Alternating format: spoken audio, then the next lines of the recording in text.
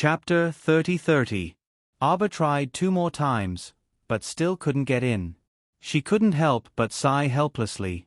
Forget it, it's not hard to stay in the water anyway, so I'll just keep going. She wandered aimlessly for an entire night. Gradually, the horizon became a bit brighter.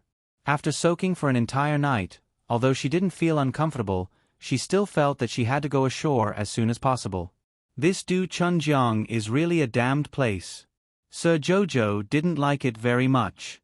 When a bit of red light faintly appeared in the distant horizon, the sky finally brightened. Arbor looked around blankly.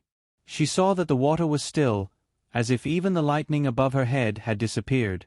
But she was surrounded by the river, and she was a little girl who didn't know where to go, so she could only continue forward with a confused expression. She swayed in the water and walked for about an hour before she finally saw a fishing boat on the river.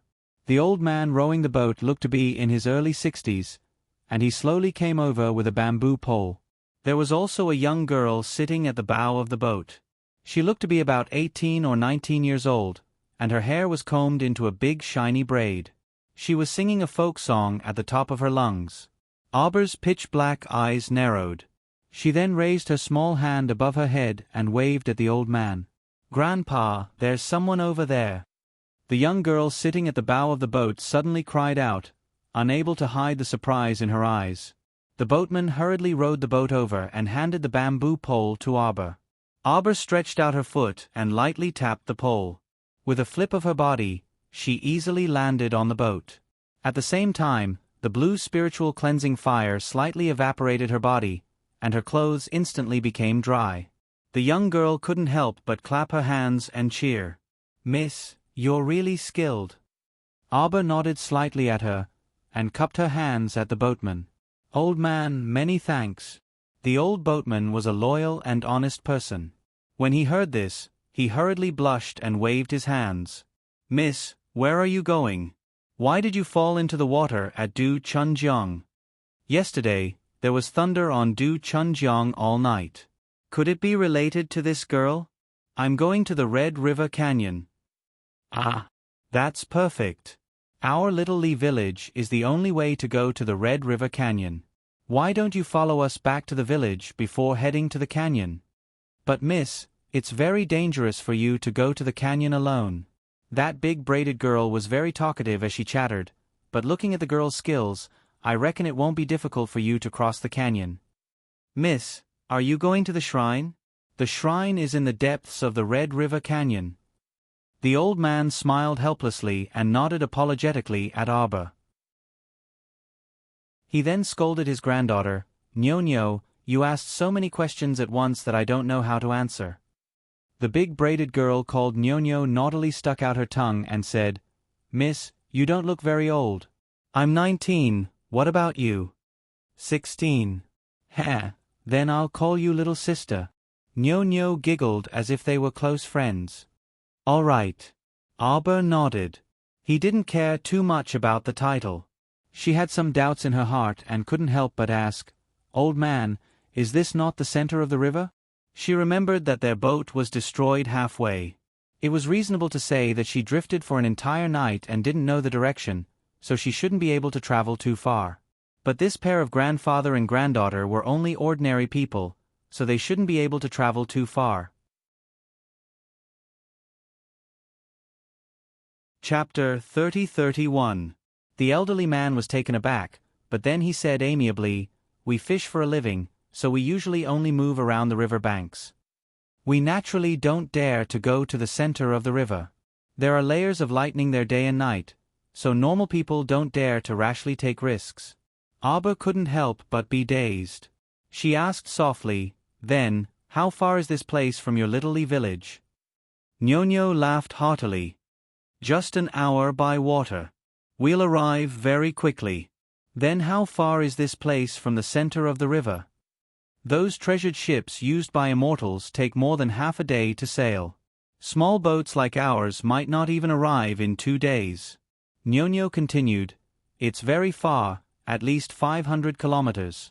Arbor couldn't help but be dumbstruck, unable to react for a long time. "In that case, She had foolishly drifted more than 500 kilometers in the water in a single night? She didn't feel anything at all. She looked back blankly, thinking that it was no wonder she hadn't seen Emolienne and Duan Yu's figures until now. She must have drifted too fast, so they simply couldn't catch up to her. But she really didn't feel anything at all.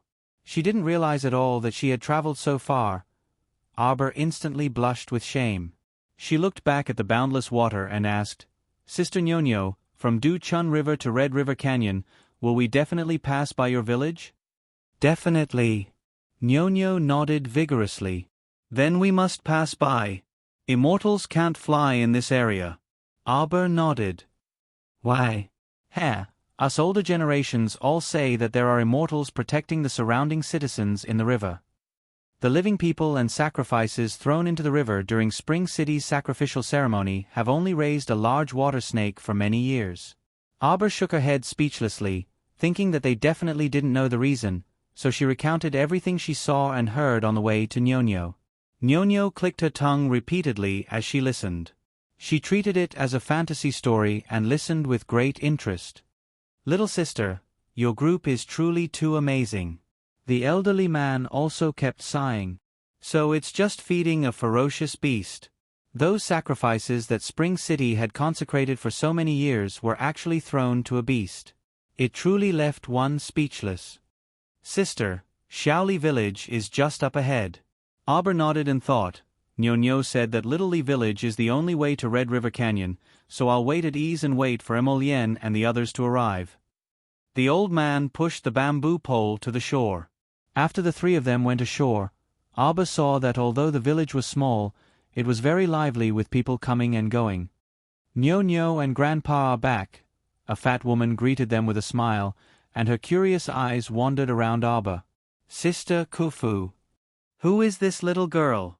Mrs. Fu looked at Arbor curiously and couldn't help but ask. The main reason was that this little girl's appearance was too exquisite. In the surrounding villages, they had never seen such a delicate little girl. No matter who it was, they couldn't help but want to take a few more glances at her. Nyonyo smiled and pulled Arbor to her side. "Relative, Sister Fu, we're in a hurry to go home." "Make way, hee. Bah." The fat woman looked at the direction the three of them left and spat, her eyes darting around. "This little girl is really good-looking. I wonder where she's from. If she doesn't have any background."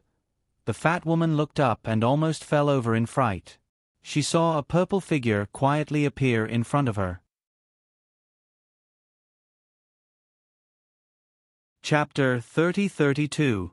The fat woman's eyes almost popped out of their sockets.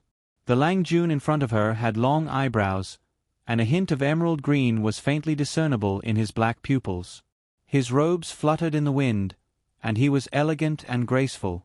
The light in his hand disappeared, and the woman stared blankly as he stored a boat that could accommodate more than 30 people into a talisman.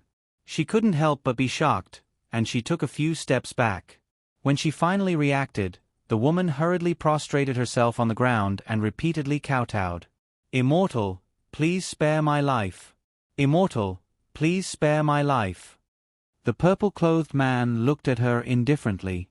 The light in his hand expanded, and a faint shadow of a small person wearing a crimson bridal dress and a phoenix coronet slowly paced on his palm. Although the light was extremely faint, the facial features were very detailed, allowing people to see it very clearly. The woman couldn't help but tremble. Her mind seemed to explode, and she couldn't help but tremble all over. Wasn't this the little girl with a delicate and cold face that she saw just now? Looking at the appearance of this immortal-like man, could it be that the little girl ran away from the marriage, and he chased after her? He was chasing after his wife. Just now, she had the idea to introduce this little girl to the village head's foolish son and earn a generous commission. Her mother, it turned out that this little girl's background was so great. Her husband was an immortal-like figure. Damn it. Fortunately, she didn't make a move. Otherwise, her entire family might not be able to keep their lives. The woman broke out in a cold sweat in shock and fear. In her daze, she heard the man's cold voice. "Have you seen it?" The woman nodded repeatedly like a chick pecking at rice. She replied repeatedly, I just walked over. I went to old Mr. Wong's house at the east end of the village. It's his house. There's a big plum tree at the door. The man glanced at her indifferently, and reached out to take back the strolling little person. A cold breath brushed past the woman's face, and in an instant, he was far away. The woman fell on her butt and sat on the ground. She repeatedly wiped the cold sweat on her head, and then subconsciously touched her neck. Fortunately, she didn't continue to court death. Why did she feel that her neck was sticky? The fat woman wanted to look down, but her head suddenly fell from her neck. She didn't see anything as her body fell straight to the side of the river. Perhaps even in death, he still couldn't figure out how he had been killed. Nyonyo and the old man slaughtered 2 fish, steaming one and braising the other. Only then did they finish their work. The 3 of them sat around the small square table. The door to the courtyard was kicked open. Arbor frowned. He got up and walked out of the house. He saw the man standing at the door. A pair of cold eyes stared straight at him. Her heart couldn't help but shrink slightly, and her entire body stiffened for a moment. She opened her mouth and said, "Why are you here?" A bolt of lightning was suddenly released from his hand, heading straight for the grandfather and grandson pair. "What are you doing?" Arbor hurriedly stepped in front of them, using the water spirit to block his spirit lightning, and took 2 steps back. A pair of big clear eyes instantly turned red with anger. The man raised the corner of his lips and sneered, "You've never been a sympathetic person. When did you become so soft-hearted?" Arbor looked at him coldly. "You speak as if you know me very well. We're not close." "Not close?" he sneered. "Probably not in this life." Arbor's eyes suddenly widened, staring straight at him. Chapter 30-33. At that moment, the little girl had the urge to run away. It was as if she had been seen through from top to bottom, from inside to outside, and she was caught off guard. She tried to secretly bring the old man and Nyonyo back to Paradise Planet, but to no avail. Seeing Omega Kotoku's cold gaze fall on the 2 people, as if he was going to attack someone else, Arbor made a prompt decision and put the 2 people into a storage talisman. She didn't have time to explain anything to them. At the same time, Omega Kotoku had already rushed forward and grabbed Arbor's wrist. In the next second, he snatched the storage talisman that she didn't have time to put away. "Tisk." The second young master sneered and shook his head. "I didn't expect that my Jojo would be so kind one day." "Why?" "You have no enmity with them, so why do you have to be so aggressive?" Arbor looked coldly at the storage talisman floating up and down in the man's hand, and her heart was in a mess for a moment. What was this person trying to do? "Let's find a place to talk. There's nothing to talk about between us." Xiao Mu warily took a step back and tried to pull her wrist back from his grasp with all her might. However, his movements were very big, and he dragged Sir Jojo to his side. Xiao Mu used a Herculean effort to prevent herself from rolling into his embrace. Her almond-shaped eyes were glaring angrily, and they contained deep indignation. "What are you doing?" "Talking about why you've been so wary of me since we first met. We didn't know each other at that time. Why do you always want to keep a respectful distance from me?" "Why?" His fingers seemed to brush her sideburns, and he said lightly, "Why do you want to run away?"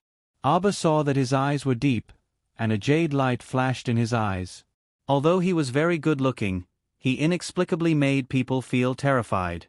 Her wrist stiffened slightly, and then she tried even harder to pull it out of his hand.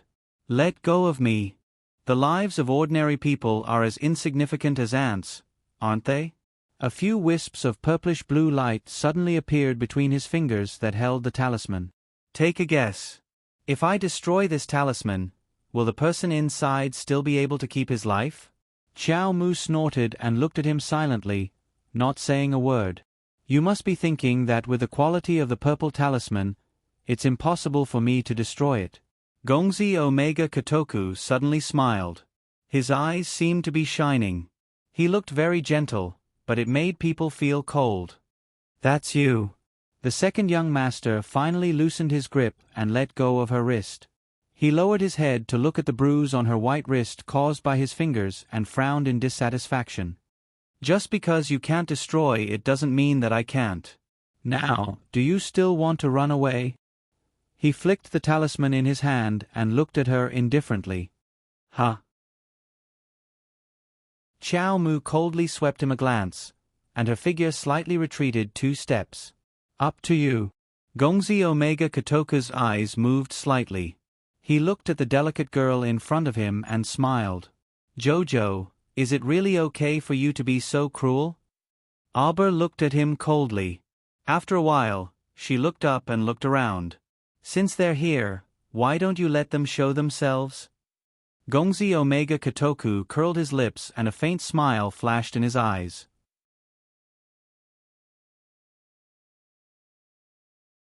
Chapter 30-34. You're useless. You've already been discovered by the little girl. Why don't you come out? Second young master said indifferently. 5 people came down from the eaves, laughing heartily. Only one of them, a handsome young master who was waving a fan, had a slender figure, while the other 4 had rather strange appearances. Little girl, you've got guts. A short and fat man chuckled. Aber glared at young Master Omega Kotoku angrily. Did this bastard need to find so many people to catch her? She was a mere level 11 spiritual master. Did he need to find 5 godly realm experts to catch her? He was crazy. Jojo, you'd better be obedient. Don't think about running away. Young Master Omega Kotoku smiled faintly. You can't run away. Go ahead and kill her. Aber said coldly. Ayaya, little girl, it's not good to be so cruel. A gorgeously dressed woman with fiery red lips said softly as she twirled 3 orchid fingers. Xiao Mu chuckled. I can't even protect my own life, so why should I go to the trouble of worrying about other people? No one wants your life. Young Master Omega Kotoku's eyes darkened. Little girl, as long as you obediently leave with us, I can guarantee that second young master will definitely not touch these people. As that delicate and beautiful woman spoke, she threw a large coquettish glance at Lady Qiao Qiao. Lord Jojo felt his hair stand on end. Young Master Omega Kotoku glanced at her coldly. Do you think your eyes are unnecessary? That woman pouted and stomped her feet coquettishly. Annoying, you're so fierce. That little girl is pretty. It's normal for me to take a few more glances. This time, even the Taoist friends beside her couldn't help but shudder. It was obvious how mushy this person's expression was when he spoke. Are you threatening me? Aber looked at her coldly. How can this be a threat? The woman said in a delicate voice. In this little village, there are at least 200 people. What does that have to do with me? Aber said coldly. When dealing with people, one should act according to one's ability. If it's just a small matter, I'll help if I can. If I have to sacrifice myself to help them, then forget it. I'm not the savior of the world. It's better to rely on the heavens than me. When the woman heard this, she was slightly stunned.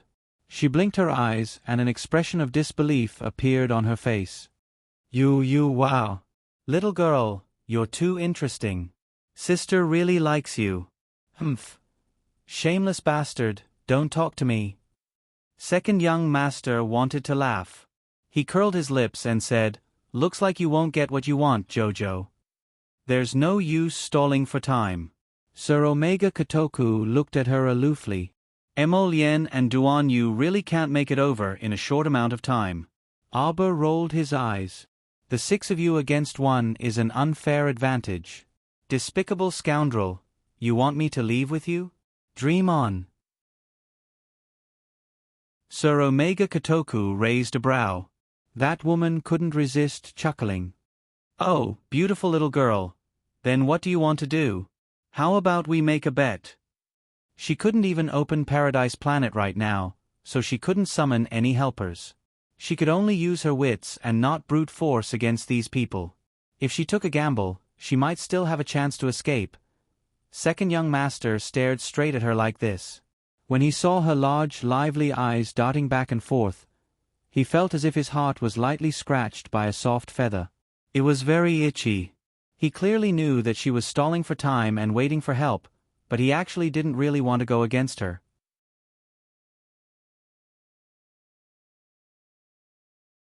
Chapter 30-35. Heh, little miss wants to fight one-on-one. The woman twisted her waist and winked at her. All right, then I'll play with you. Arbor glanced at him. We agreed to fight one-on-one. If you don't keep your word and gang up on me, what do you think? Everyone's mouth twitched. That short and fat wintermelon laughed heartily. Little miss, don't worry. We keep our word. Since we agreed to fight one-on-one, we naturally won't lie to you. Hearing that, Arbor nodded. All right then, come over a little. The little fellow hooked her little finger at that coquettish woman. Let's find a slightly more spacious place to fight. You can't run away, young Master Omega Kotoku said indifferently. Who said I'm going to run? Arbor snorted coldly. Do I look like the kind of person who would run away before the fight even starts? That coquettish woman burst into laughter and nodded repeatedly. All right. Little miss, we'll fight however you want. So what if I win? That coquettish woman giggled. Arbor felt that the thick layer of powder on her face was about to fall off. If you really beat me, then I'll help you escape. Ling, young Master Omega Kotoku's face darkened as he looked at her warningly. That coquettish woman called Ling pursed her lips and rolled her long eyelashes. We're a group of adults. We can't just bully a little girl who's just reached marriageable age. The short and fat wintermelon waved the purple gold hammer in his hand and laughed heartily. Ling, don't go easy on me. Tisk fatty, look at what you're saying. What do you mean by going easy on me? All right, enough with the nonsense. You come here. Arbor impatiently interrupted him and hooked her finger at that coquettish woman again. All right, then I'm coming, little miss. That woman's face was all smiles. Her slender waist twisted slightly and she floated in front of Arbor. Arbor didn't say a word and took the lead to send a bunch of attack talismans flying over. Although the woman was smiling, she was already prepared. She raised her hand and made a circle, and a white light flowed past her eyes like water. Taking a closer look, he found that it was a soft sword that was glistening with water. A stream of condensed water spirit power covered the body of the sword, suddenly stirring up streams of water light, blocking most of the attacking talismans. The remaining ones exploded beside the woman, but they were instantly blocked by the divine armor that floated up from her body. A full set of godly armor. The short and fat wintermelon's pupils shrank slightly, and the dark light loomed in his eyes. Ling, this fellow, had only followed young Master for less than half a month and had never revealed his strength in front of others. Normally, they would often hear the young Master praising this person to be very outstanding, but they had never seen her fight with anyone. On the contrary, they were used to being disgusted by her every day. Unexpectedly, after seeing him today, he was indeed extraordinary. Oh my God, this guy's godly armor looks like it has already risen to the mystic grade. A small old man with a protruding mouth and monkey cheeks couldn't help but exclaim. He asked the short and fat wintermelon, Fatty, how old do you think this guy is? He should be around my age. The short and fat wintermelon carried his purple gold hammer and said. Everyone looked at each other in dismay. Then they looked at the woman in front of them who was holding 3 orchid fingers and couldn't help but shudder in disgust. Holy shit! As old as Fatty, then he has to be around 200 years old. Dressing up like a little girl all day long, this guy must be mentally abnormal.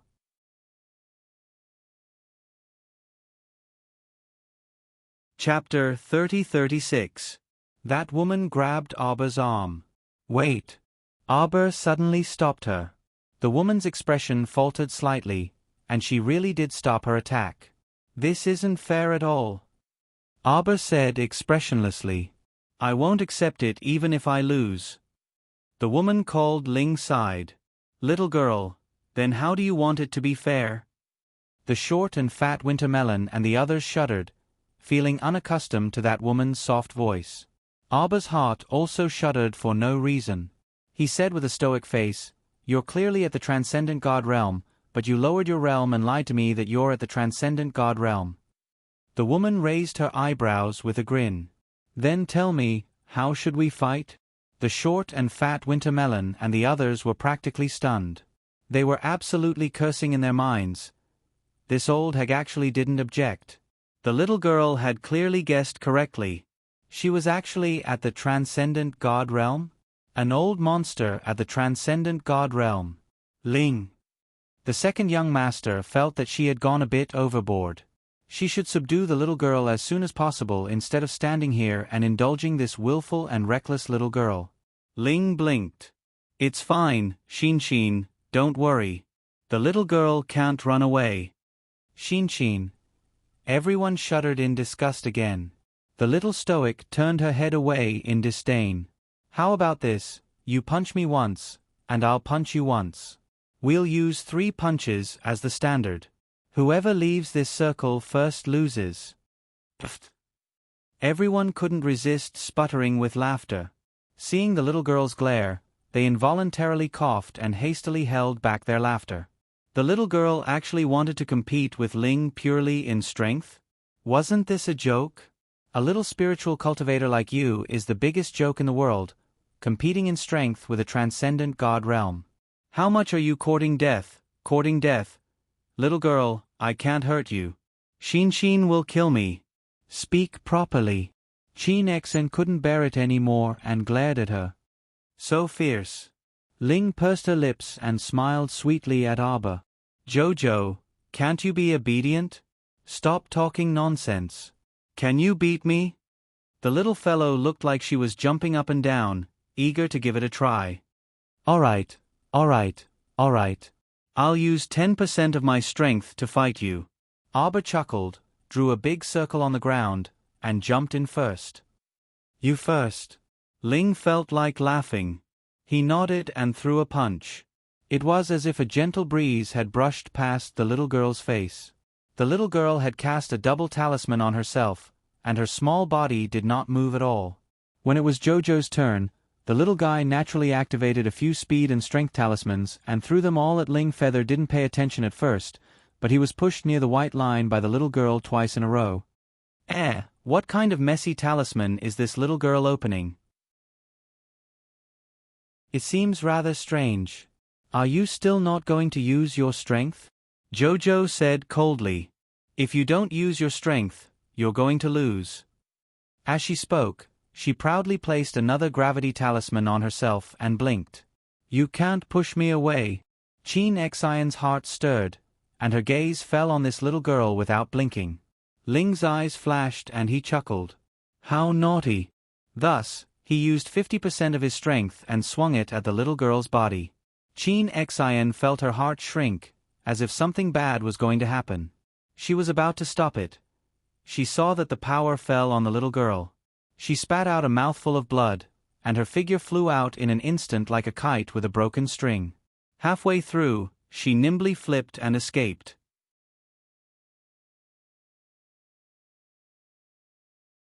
Chapter 30-37. Little stoic face was so cunning. This thought flitted across everyone's minds.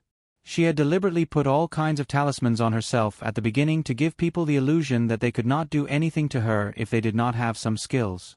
In reality, the stoic student had been thinking about running away from the beginning. What nonsense was she spouting about? How could this lady surrender without a fight? In a situation where there was a great disparity in strength, in front of 6 deity realm experts and above, she could just laugh at them. Who would want to fight with them? At the cost of a small injury, Sir Jojo borrowed Feather's turbulent power to fly far away. If she did not run now, when would she run? Everyone only saw the small figure turn slightly and run away like a wisp of smoke, leaving as fast as lightning. Feather widened her eyes in shock and blinked. She could not help but exclaim, Heavens! The little girl is too shameless. How could she deceive me like this? Before Feather could finish her rambling, Sir Omega Kotoku glared fiercely at her. The second young master waved his sleeves and chased after her in the direction of Aba, using his divine sense to lock onto her figure first. Everyone hurriedly chased after him, following the little guy's figure as he flew off. As Sir Jojo ran, she ate pills along the way and slapped all kinds of speed-increasing talismans on herself as if they were free. 1, 2, 3. Her speed increased bit by bit. She felt the strong wind blowing against her face, causing half of her face to hurt. Sir Jojo was so miserable. She did not cultivate normally, but she was really unlucky at the crucial moment. No. Lady Chow Chow could be considered to be diligent and hardworking normally, but this second Qin was a pervert to begin with, and he even brought along a bunch of old freaks. Sir Jojo instantly felt that she was so miserable that she was about to explode. This was not her fault at all. It was definitely because of bad luck. When one's luck was bad, it was useless to say anything. The little fellow's mind was filled with these ridiculous thoughts, but the speed at which he was running did not change. He ran all the way into the distance, constantly trying to see if he could sneak into Paradise Planet to hide. After a few failed attempts, Sir Jojo could not help but feel helpless. Qin Xian's cold voice sounded in his ears. "You can't escape. Why aren't you stopping?" "Bah! I'd be a fool if I stopped." Lord Xiqiao turned around to take a look, and her heart couldn't help but tremble. Damn, Omega Kotoku was getting closer and closer to her. Was this still too much? Arbor did not dare to be distracted. She ran all the way forward. Seeing that the terrain in front of her was getting higher and higher, she rushed forward without a care. It wasn't until he reached the edge of a cliff that his footsteps suddenly stopped. Even so, there were still several small pieces of gravel falling down from his feet. When he looked down, the fault was so deep that he couldn't see the bottom. He couldn't see the end of it. "Jojo, where do you think you're going?" Qin Xian's figure flashed and stood 5 steps away from her, looking at her indifferently. "Run, I'm running to death. This place is really not good. Why is it still in the no-fly zone?" The short and fat winter melon caught up with her, panting. "Miss Chow, you should stop. You can't run away." What a joke. Second young master had already locked her divine sense. Where else could she run to?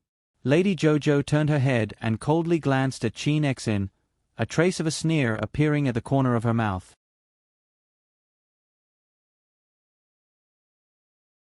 Chapter 3038. At this moment, Qin Xian's heart skipped a beat, as if it was being ruthlessly torn apart by a ruthless palm. She felt extremely uneasy. "Wait a minute," Qin Xian blurted out. The little fellow jumped down the fault without any explanation. Her swift and resolute manner of wanting to get rid of him instantly pierced the second young master's broken heart. She would rather die than stay by his side? It was as if that tattered little figure appeared in front of his eyes, wriggling with all her might.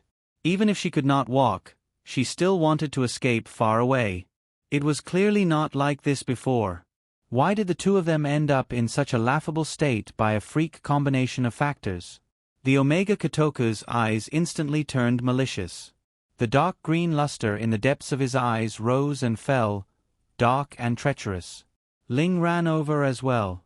Seeing this, he could not help but cover his mouth and exclaim, "Ah, the little girl's temper is so fierce." The second young master ignored him and jumped down the fault as well. Ling and the others were also stunned. They did not expect the second young master to jump down with the little girl. They hesitated for only a second before jumping down as well. The fault was very high from the ground below. When they jumped down, it was as if they had fallen into a bottomless pit. They were mercilessly pulled down by a suction force. "We've been tricked." The Omega Kotoku was pulled down halfway by the suction force. He immediately reacted. Frowning slightly, he tried his best to break free from the suction force below the fault and float up. It was a pity that the area around Du Chunjiang was restricted from flying. As soon as he had a thought, he floated up into the air and saw a layer of thunderclouds floating in the sky. Then, without any explanation, it struck towards his head. It really was very effective. At the same time, Arbor, who had used a black-level invisibility purple talisman to hang at the bottom of the cliff, slowly revealed herself. She released a wisp of wood essence from her fingers, which grew into a vine and flung it towards the top of the cliff. She took the opportunity to climb up and stood on the edge of the cliff. She looked down coldly. Just now, it was actually just a smokescreen. Why would she disregard her own life and foolishly jump down when she could not float? Under normal circumstances, Omega Kotoku would never fall for this trick. After all, he still had her divine sense locked, so how could he fall for her petty tricks? It was obvious that his mind was in chaos and he had lost his usual calm judgment. But why was it like this? Who would follow their pet to the grave when it died? This is not normal. Lady Chow Chow frowned slightly. Then, she turned and ran toward Du Chunjiang. As long as she jumped into the water, with her inhuman speed in the water, even if the Omega Kotoku had a spiritual weapon, it would be impossible for him to catch up with her. Xiao Mu calculated in her mind before running in Du Chunjiang's direction. Calculating the time, Emolien and the others should be arriving soon. At this moment, thunder continued to rumble in the Du Chun River. An afterimage of a ghost face appeared between the lightning layers. Like a tornado, it swooped down from above. It landed on the surface of the water with a loud boom, enveloping the area within a radius of several miles. This layer of golden light was so dazzling that Prince Mo and the others could not help narrowing their eyes. After Jojo was swept away by the current, Emolien, Duan Yu, and Mu Xingchen took the lead in chasing after him. They chased after Jojo's aura, but a wave of zombie crocodiles appeared midway and blindly bit at them. After dealing with this wave, they were soon trapped by the golden light formation.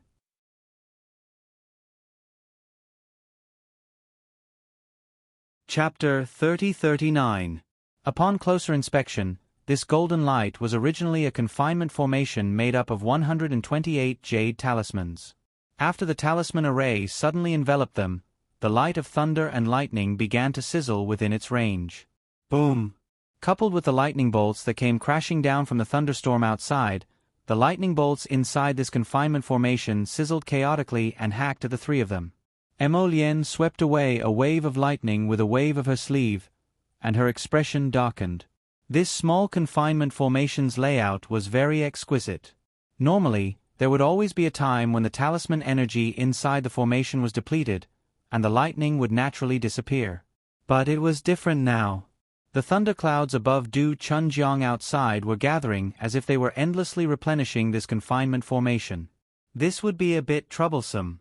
The three of them looked at each other, bewildered. Emolien said coldly, "Come, gather your power and hack at one point." Duan Yu and Mu Xingchen nodded in unison. At this time, our dear Duan Yu didn't bother to bicker with Prince Mo anymore. He flashed forward and raised his hand to release a wisp of sacred energy. Following Emolien's wisp of energy, he swept it towards a floating jade talisman above the confinement formation. Bam! A corner of that jade talisman shattered, and the entire jade talisman formation started floating and shaking. It rearranged itself and circled around again with a whoosh before completing its arrangement. Emolien's eyes flickered. This talisman formation will automatically repair itself. That's right. Mu Xingchen nodded. Based on the talisman energy contained in this talisman formation, this talisman master should be a black-level Great Talisman Master or above. I'll use a Spirit Fire formation to trap a few pieces. You two use your power. Emolien nodded. Mu Xingchen flicked his finger, and a dozen fire spirit talismans flew over. These fire spirit talismans charged into the jade talisman formation without any hindrance and immediately enveloped several jade talismans inside. Upon seeing this, Emolien and Duan Yu promptly stepped forward.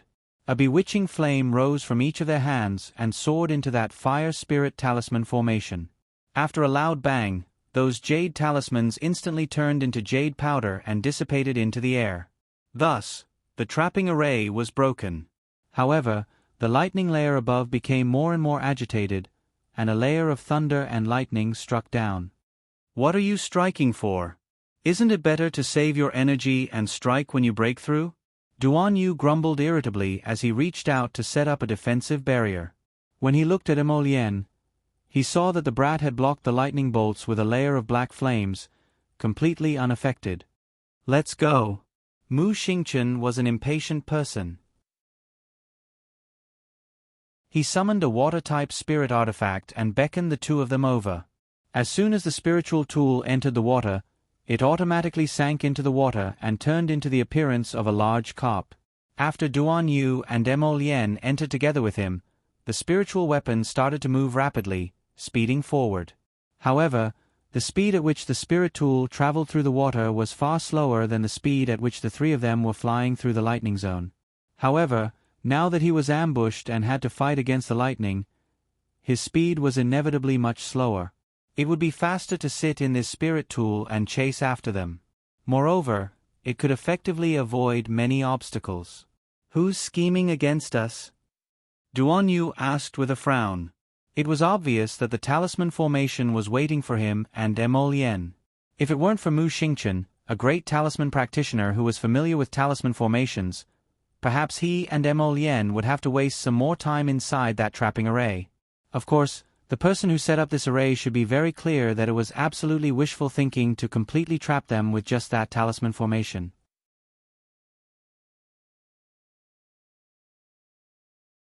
Chapter 30-40. He was merely stalling for time. Stalling for time?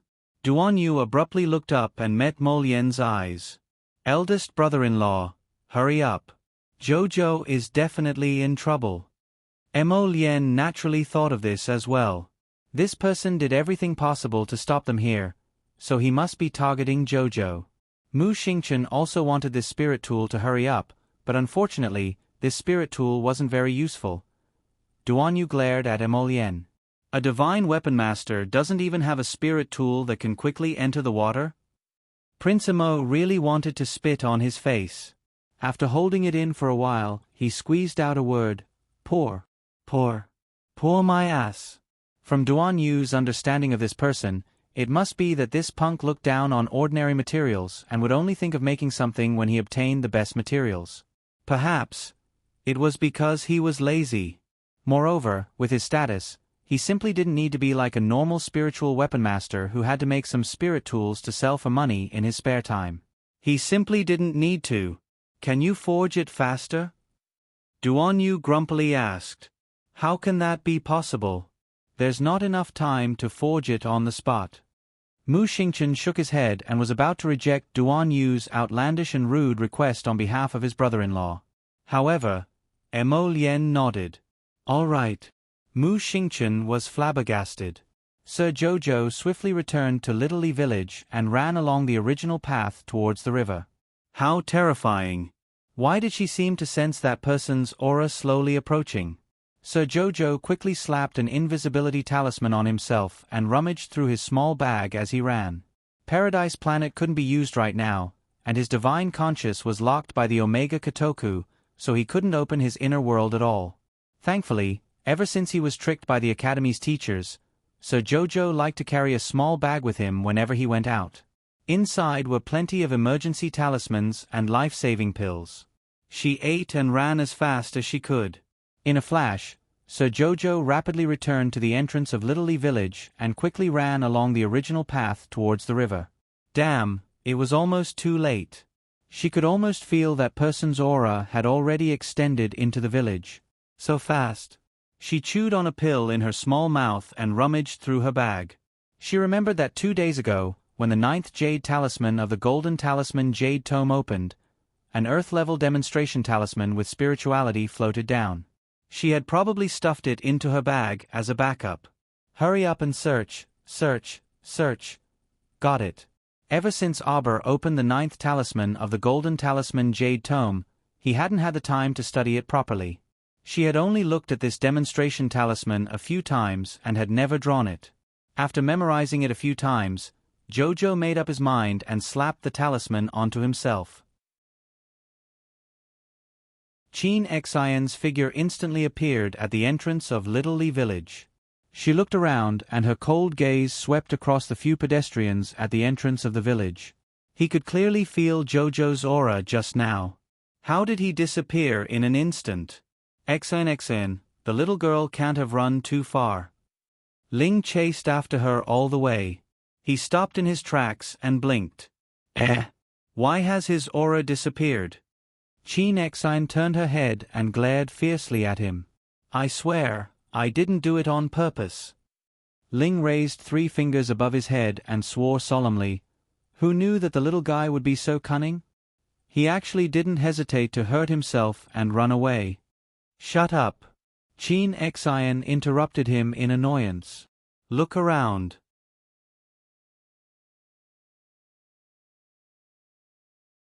Chapter 3041. All right. The few of them split up and searched in all directions. Ling chased in the direction of the river. He brushed past a 5 or 6-year-old child. She paused and turned back to look at the dirty child with a hand full of mud. Then, she quickly left. The little boy was wrapped in a very old and tattered jacket. He was squatting by the roots of a tree and playing with the mud. After Feather had run far away, he raised his head slightly and looked in the direction she had left with a lightning-like gaze. Then, he retracted his gaze and patted the shabby clothes on his body. It would have been better if he didn't pat it. Now that he patted it, it was so dusty that the child coughed twice and quickly covered his mouth with his small hand. Damn it! Master Jojo gloomily straightened his small body and staggered a few steps forward. This very spiritual Earth-level demonstration talisman was called the Transformation Talisman. As the name suggested, after buying this talisman, one's appearance would change accordingly. Master Jojo only had this one transformation talisman. Naturally, she didn't know what kind of change it would cause. She thought that she could turn into a small animal or something. However, it turned out that the extent of this transformation was only from a 16-year-old girl to a 5 or 6-year-old child. The transformation time was more than 7 days. Speaking of which, it was quite tricky. Right now, she was just an ordinary farmer's child. Naturally, she had to pretend to be more realistic. There was no need for him to walk as if he was flying. The little girl waddled forward for a short distance. Sure enough, she saw Ling turn back and look at her with a deep gaze. Hee, don't think that Master Jojo is a fool. He doesn't know that you are hiding in the dark to watch the real person. She had picked up this dirty and tattered cotton-padded jacket from someone's drying rack. It fit her perfectly. Her disguise was so perfect that Ling, who had only seen her once or twice in his life, would definitely not be able to recognize her. Even if her parents were standing in front of her, they might not be able to recognize her. Hee, you want to recognize Lord Xiao Xiao's identity with your bear-like appearance? Ling secretly laughed at his own suspicions. Then, he turned and searched in the direction of the river. Abba heaved a sigh of relief, but his slender eyebrows furrowed. With Ling's interference, she couldn't even sneak to do Chuanjiang's side. Forget it, I'll find a safe place to stay first. Omega Kotoku and his men searched the vicinity of the village. When they reunited, there was a hint of hesitation in their eyes. She can't run that fast. Could he have jumped into the river again? The short and fat man asked as he swung his purple-golden hammer. This little girl had a fiery temper. Rather than being caught by them, she might as well jump into the river herself. There's no sign of her at all by the river. Ling Yao cast a seductive glance at the short and fat winter melon. The short winter melon immediately quivered and shut his mouth. Did you see anyone along the way? Speaking of which, I didn't see many people. You guys saw it just now. Under that tree, there was a little brat playing with mud. Ling suddenly stopped talking and looked at Omega Kotoku in astonishment. That's not right. When we used our divine sense to lock this area, it seemed that there was no sign of this brat. Let's go and find her. Omega Kotoku reacted and led his men back to the village. Hee, how many times could a group of adults be deceived by a little girl who was neither too young nor too young?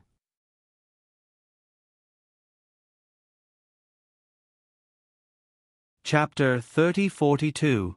I knew there was something strange about this little brat. Feather stomped her feet and exclaimed, "To think that I took a few more glances at her. I didn't expect that I would still be fooled by her." Isn't it because you're stupid? Everyone silently ridiculed her in their hearts. At this time, Arbor had already slipped into the backyard of a farmer's house. She took a boy's clothes and casually tidied herself up. She glanced at herself a few times in the water tank and hurriedly tidied her hair a little. She looked at herself worriedly and thought to herself, although my body has become smaller, I should still be able to recognize her if I look closely at her little face. The little fellow took out a herb from a small bag hidden in her cotton-padded jacket. She squeezed the juice from the root onto her palm and smeared it on her face for a while. Then, she ran to the water tank and looked at her reflection. She was so ugly that she almost cried. Her entire little face had an abnormal yellowish color, as if she had a layer of yellow paint. Even she felt disgusted looking at herself. If she walked out like this, she was sure that no one would recognize her.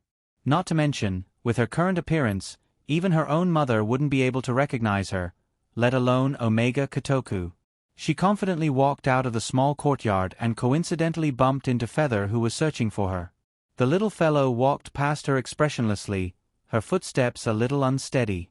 Although her face didn't show any expression, her heart was a little broken. Why was she always meeting this annoying fellow everywhere?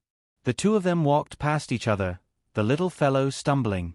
Feather suddenly turned around and smiled at her back. She called out sweetly, "Jojo." Jojo Sama's expression didn't change and his heart didn't skip a beat. He turned a deaf ear and pattered over. When she looked up, her mood was even more broken. Omega Kotoku and the guy with the purple golden hammer had actually followed her and were walking towards her. Jojo Sama ran over expressionlessly. She believed that with such a sallow face, even her lotus wouldn't be able to recognize her. Haha, not to mention Omega Kotoku. As long as Jojo Sama didn't say anything, who would know that this miniature version of a short winter melon was Jojo Sama? Jojo. Omega Kotoku's voice was actually very magnetic and had a hint of affection.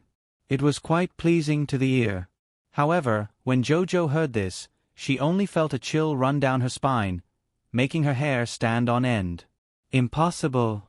There was no way this guy would recognize her.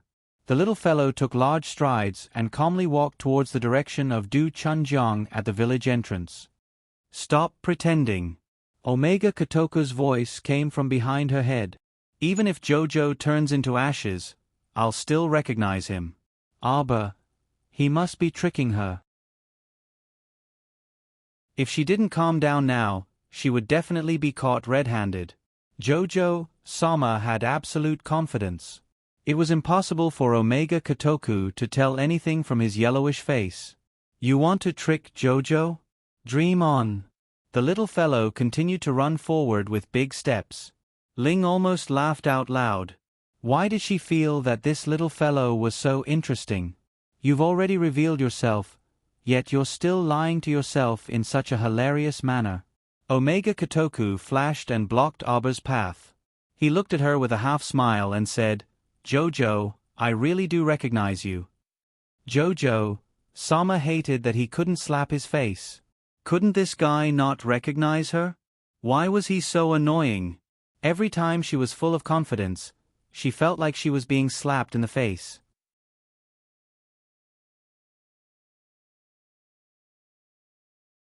Chapter 3043. She had already disguised herself into such a ghastly appearance, so how could someone still see through her at a glance? It was completely illogical. Last time, she also thought that her disguise was perfect. In the end, let alone Mo Lien and Duan Yu, even senior brother Situ could recognize her and greet her. Why the heck was this? This disguise was even more perfect than last time. What did this petite body look like? Her face was also smeared beyond recognition. What was going on? Sir Jojo was perplexed no matter how hard he racked his brains. His pair of pitch-black watery eyes stared fixedly at Omega Kotoku for a long while. What exactly do you want? His words were tantamount to admitting his identity. On the other hand, Ling was grinning without saying anything, but the short and fat winter gourd who was wielding the purple gold hammer almost dropped it to the ground. His eyes widened as he sized up Arbor from head to toe. F***CK. Wasn't this little fellow's disguise too different? The second young master was truly impressive to be able to recognize her in this state. Abba glanced at him impatiently. Because of your nonsense, we're even going to miss the time to go to the mystic realm. I just want to have a good chat with you. I have nothing to do with you. Second young Master Chin arrived in front of her with a flash and tapped her sallow forehead with a finger. We can talk, I promise. Abba expressionlessly looked at him and asked after a long pause, How did you recognize me? Ling couldn't resist sniggering. She then called out coquettishly, Little miss, you couldn't have been recognized like this before, right? Just when you think your disguise is perfect, you'll be slapped in the face and recognized at any moment. The little girl expressionlessly looked at her. Nonsense. Pfft. Ling couldn't resist guffawing. Shin, this little miss is quite interesting. Abba couldn't be bothered with them and turned around to face Sir Omega Kotoku with the back of his head. This lord is tired and can't be bothered to play a game of cat and mouse with you guys. The second young master reached out and picked her up. The little girl suddenly felt that she was a distance away from the ground. Her almond eyes stared at him, full of dissatisfaction. She roared, What are you doing? Your legs are short and you walk slowly. We still have to hurry on with our journey. Carrying you will speed up our journey. The second young master said indifferently. Abba's mind was filled with the words, You have short legs, short legs, short legs, short legs. On the second young master's face, you couldn't see any charming expression. It was definitely the face of a gentleman. Your legs are short. This young master will help you. Ha ha ha ha ha. Ling's unbridled laughter filled the entire village. She lowered her head to look at his legs and chuckled expressionlessly. Let me ask you. If I don't walk out by myself, what are you going to do? Abba asked indifferently as he looked at the second young master who was only an inch away from him with a pair of cold eyes. Don't you know? Beast. Sir Jojo cursed in his heart. He stretched out his little hand and said impatiently, Give it to me. The second young master glanced at her and placed the storage talisman that he snatched away earlier on in her palm. Shin, you and the little miss have such chemistry. Chemistry my A*S. Sir Omega Kotoku and Sir Jojo said at the same time.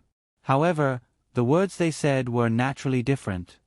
Little miss, why are you so fierce to Shin? He's a very nice person. Ling blinked.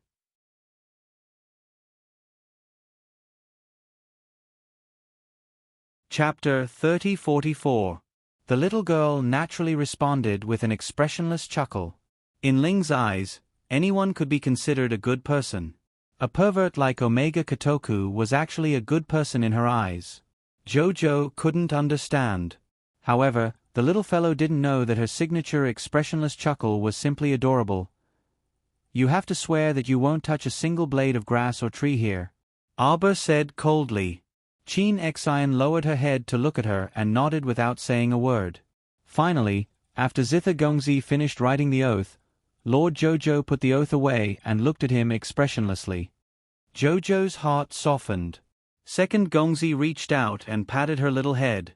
Abba snorted and tilted her head to avoid his hand. Don't be so careless. Ling almost laughed out loud.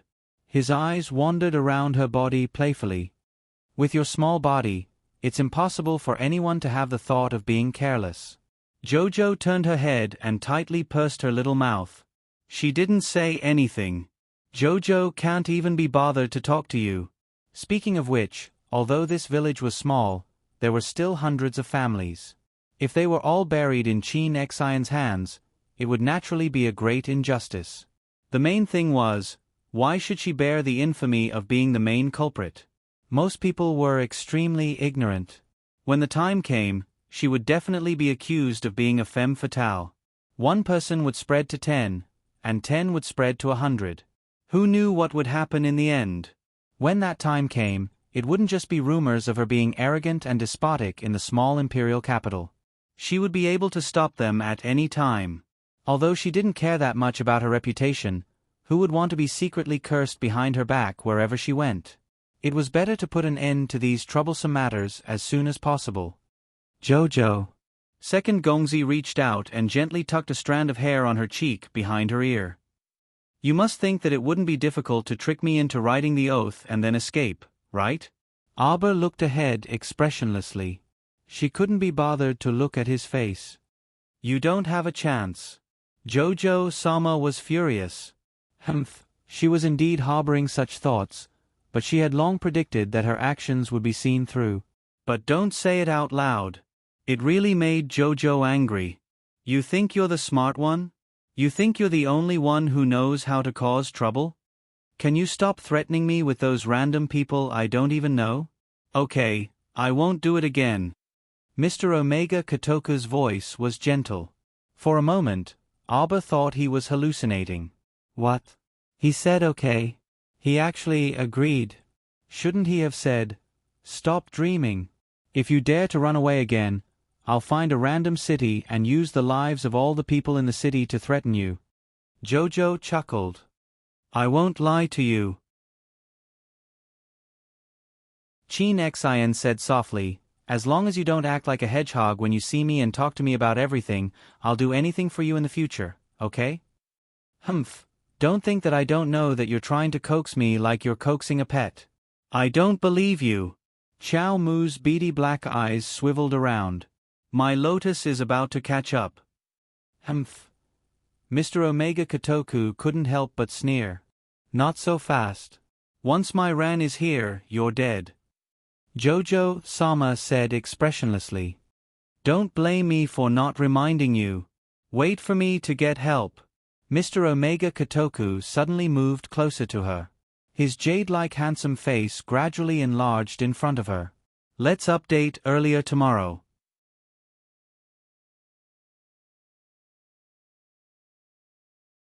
Chapter 3045. Sir Jojo instantly shut up and retreated vigilantly. This scoundrel actually dared to come so close. Did he want to die?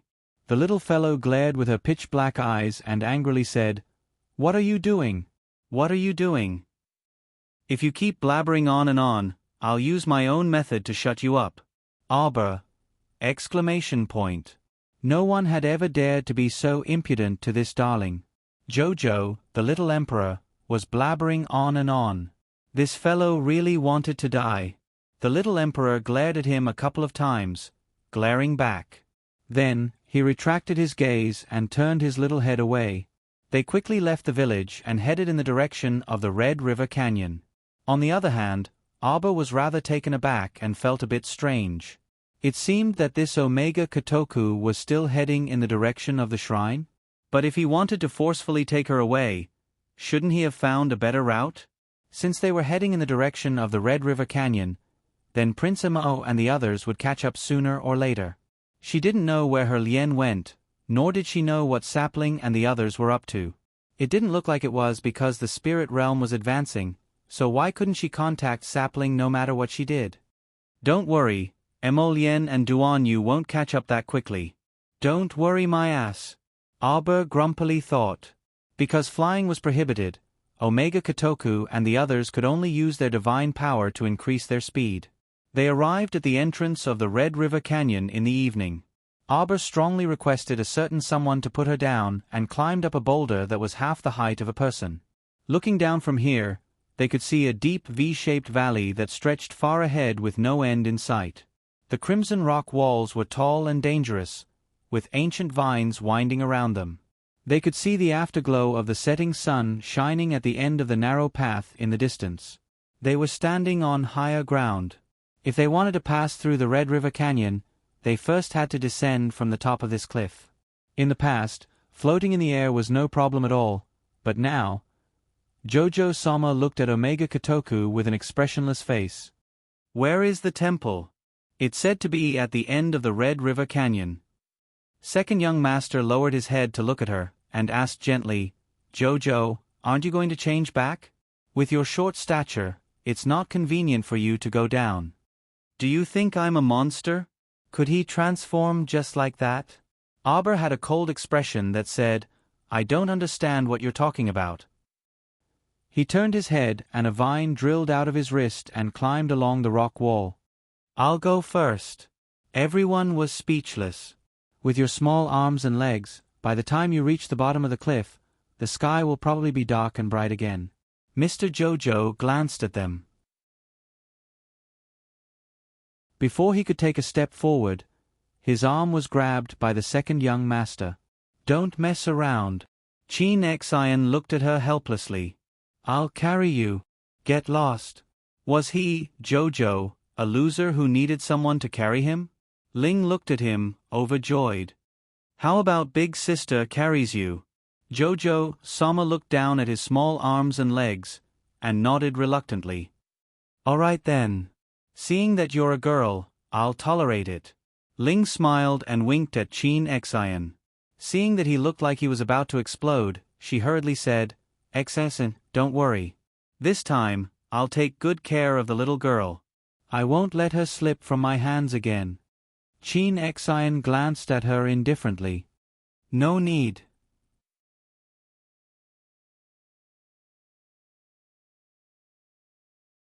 Chapter 3046. The little girl jumped onto Feather's back and lay there, looking at the second young master warily. Although she had shrunk, there was nothing awkward about being with Chin Xian. However, from an emotional point of view, she was still unwilling to have any further contact with him.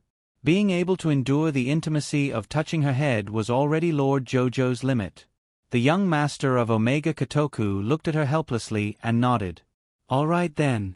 Do you think you can still object? Arbor glanced at him and pulled Feather's hair. Let's go. Feather immediately called out seductively, Hey, don't pull my hair. Who pulled your hair? The little girl's hand froze. Then she snorted and retracted her hand. Jojo, don't tell me you waited for me to climb halfway and then retracted the vines and let me fall? Feather carried the little girl and jumped off the cliff, grabbing the green vines released by Arbor with one hand. The little girl said expressionlessly, Do you think I'm as despicable as you, a few shameless old monsters ganging up to capture a child? This child's words were really infuriating, Feather thought bitterly. Adults bullying children, old men bullying babies, men bullying women, despicable. Sir Jojo snorted and turned his head to look into the distance. This area was filled with copper-colored cliffs, and at first glance, it was magnificent and magnificent. Especially now that she was on the cliff, looking at the narrow valley in the distance. The mountains on both sides were majestic and grand, and it looked as if a sword had broken through the path below, outlining a deep valley between heaven and earth, stretching all the way to the front. She couldn't help but let out a long sigh of relief. She felt that the world was so big, and human strength was so insignificant. What is Jojo thinking about? Let go of my divine sense. Arbor said impatiently. I want to go to the inner world to find something to eat. Hungry? Feather chuckled.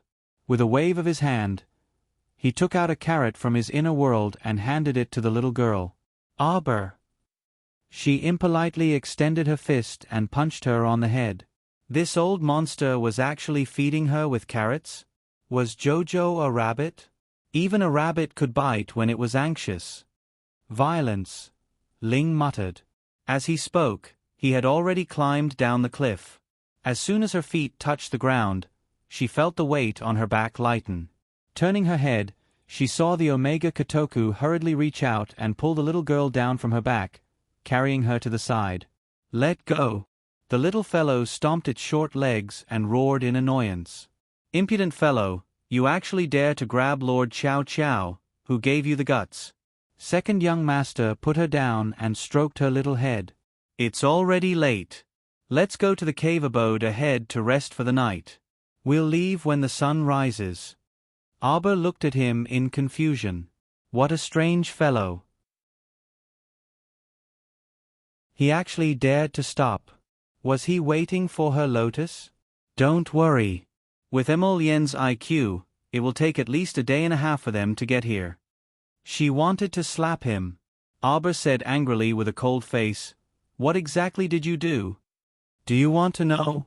Omega Kotoku lowered his head and glanced at her. He waved his hand and said, Come with me. It wasn't that she really wanted to follow him. It was just that after a day of being in the water, jumping off a cliff, and running for so long, Chow Mu also looked a little tired. Since Omega Kotoku said that he wanted to rest for the night, then so be it.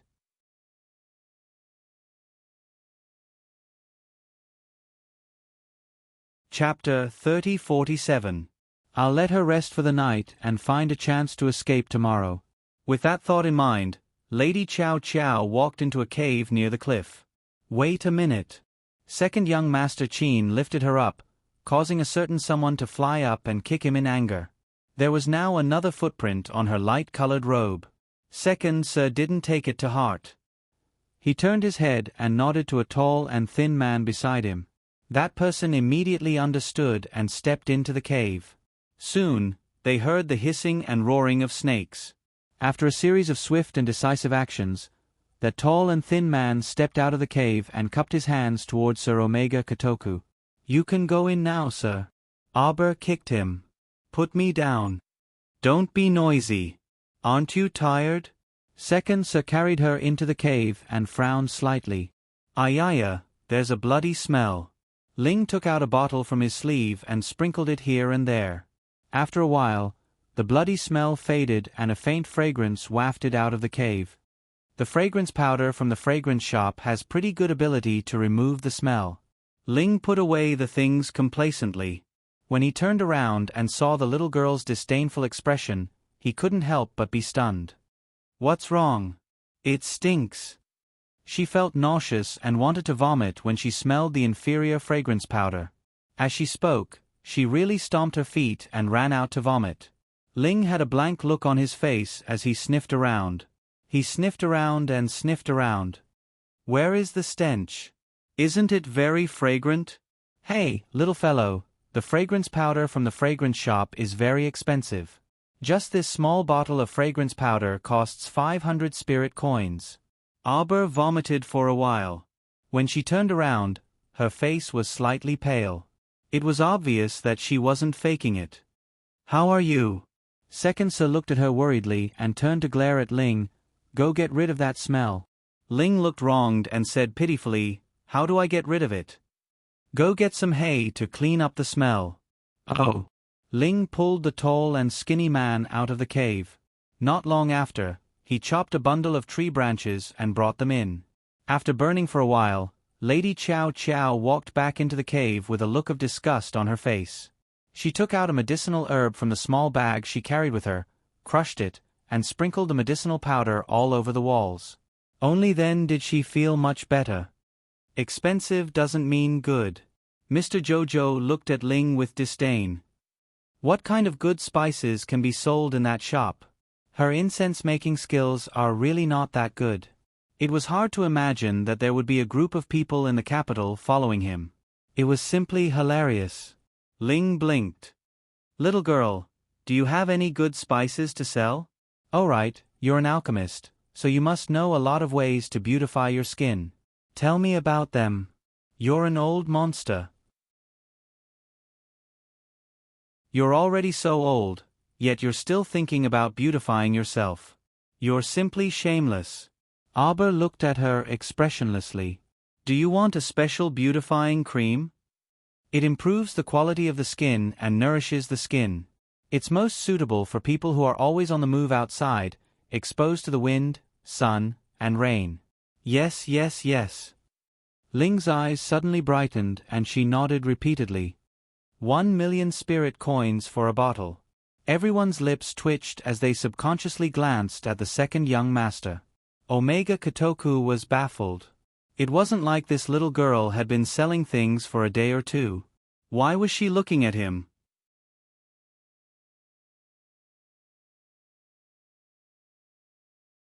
Chapter 3048. It's so expensive. Can it be cheaper?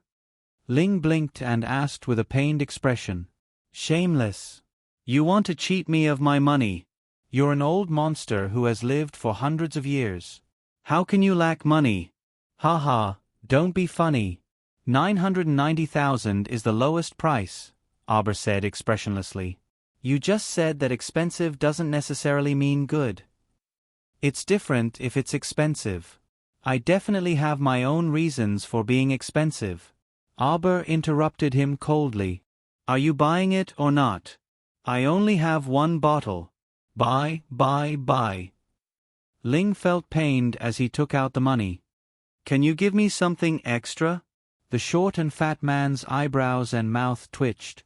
Looking at the scene in front of him, he felt indescribably strange. Does this kid have any self-awareness as a hostage? He's actually peddling business among us. Forget it. You're so long-winded. Since you carried me all the way here, I'll give you a 3-day beautifying pill. What does a 3-day beautifying pill mean? Arbor looked at him as if he was looking at an idiot. It means that you can try it for 3 days. Once you take this beautifying pill, you can feel the unique beautifying effect for 3 days. After 3 days, you'll return to your original appearance. You can buy a permanent beautifying pill for 2 million spirit coins. Everyone was speechless. You're not only evil, but you're also good at doing business. A 3-day trial period? You're obviously setting a trap for Ling, who loves to show off, to jump into it. Okay, I'll try. Ling nodded and reluctantly took out money to buy a bottle of beautifying cream and a beautifying pill for a 3-day trial. If you use it well, you can introduce it to your old sisters. Arbor said expressionlessly. Our shop is near Huachi Street in the south of the city. It's called Heavenly Pill House. You can go there and take a look when you have time. This time, even Ling couldn't help but twitch his mouth and look at Arbor, not knowing whether to laugh or cry. What the hell is an old sister and old sister? Okay, let's go to sleep. Arbor was exhausted after a long day. He stretched out his small hand in front of the Omega Kotoku. Bedding. This group of people had sealed her divine sense and prevented her from using her inner world. Apart from the few things she could use in her small pouch, she couldn't take out anything else. Aren't you hungry? Mr. Omega Kotoku raised his hand and patted her head. Let's eat first. Sir Jojo originally wanted to reject this fellow, but after thinking about it, he realized that he would only have the strength to run if he was full. Thus, with a stoic expression, he stomped over to the fire and sat down. Apart from young Master Omega Kotoku and Ling, the other 4 God State warriors were the short and fat man, Fei Zhuang, the tall and thin man, and the twin brothers, Tang Quan and Tang Li. Among them, the fat guy who was at the 7th level of the God Realm had the highest cultivation. At this time, the 2 brothers, Tang Quan and Tang Li, were sitting in front of the fire, busily roasting 2 wild game. The fat guy had pulled out the tendons and skinned the snake that had been entrenched in the cave before, planning to make snake stew or something for everyone. Arbor was a bit disdainful, but when the snake stew was served, the aroma was very tempting. She took the small bowl that the fat guy handed over and drank 2 mouthfuls. She realized that this person's cooking was really good. As a result, Chow Chow's tense brows relaxed a little after eating the meal. Ling secretly winked at young Master Omega Kotoku, using his eyes to signal to him. Can you tell? This is a little foodie. After eating and drinking to his heart's content, Sir Jojo carried his bedding to the dry haystack in the corner of the wall. He lay down and rolled around in the bedding. Too lazy to pay attention to anyone, he simply went to sleep.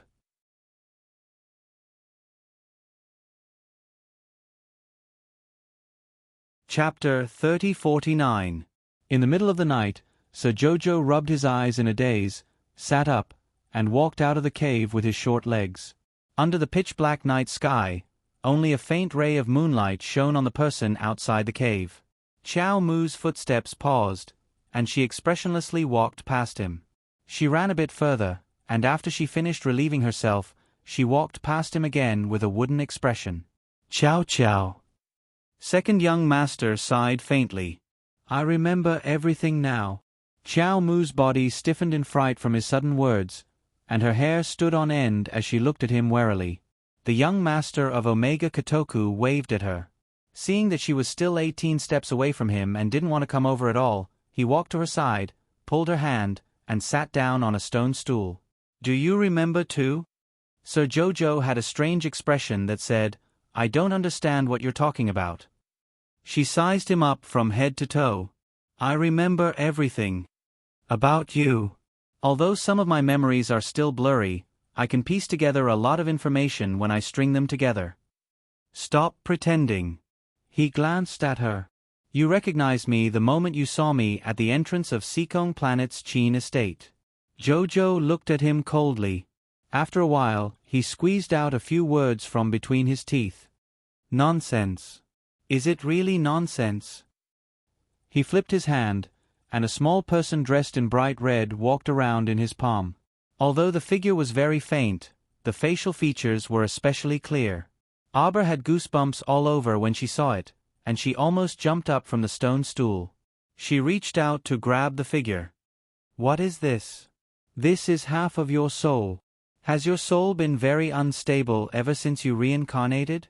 That's because your soul self-destructed in your previous life. Arbor's pupils contracted.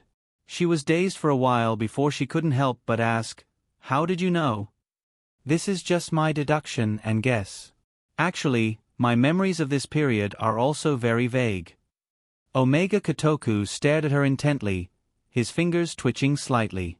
Finally, he couldn't help but rub her temples. "Jojo, you're back. Shouldn't we let bygones be bygones? Think about how grateful you were to me when I carried you out of the tunnel. If it wasn't for that woman from the Sher family, we would have been married and even... Why are there so many ifs?" Arbor reached out to grab the wisp of soul in his palm. "There are no ifs. There will never be ifs." She thought that Qin Xian wouldn't give it to her so easily, but unexpectedly, he didn't stop her. Instead, he silently watched her take back the broken shadow soul body. "With such a bad personality, you deserve to be single your whole life." Jojo snorted. "How many other soul remembrance like this do I have outside?" Qin Xian couldn't help but laugh. "This is your soul remembrance, you should know best." But she didn't remember anything. Lord Jojo glanced at him unhappily, thinking, how could he not know about it? She subconsciously pulled out the crescent-shaped jade pendant hanging around her neck. Ever since her master gave her this soul-calming chilled jade, her soul had been much more stable.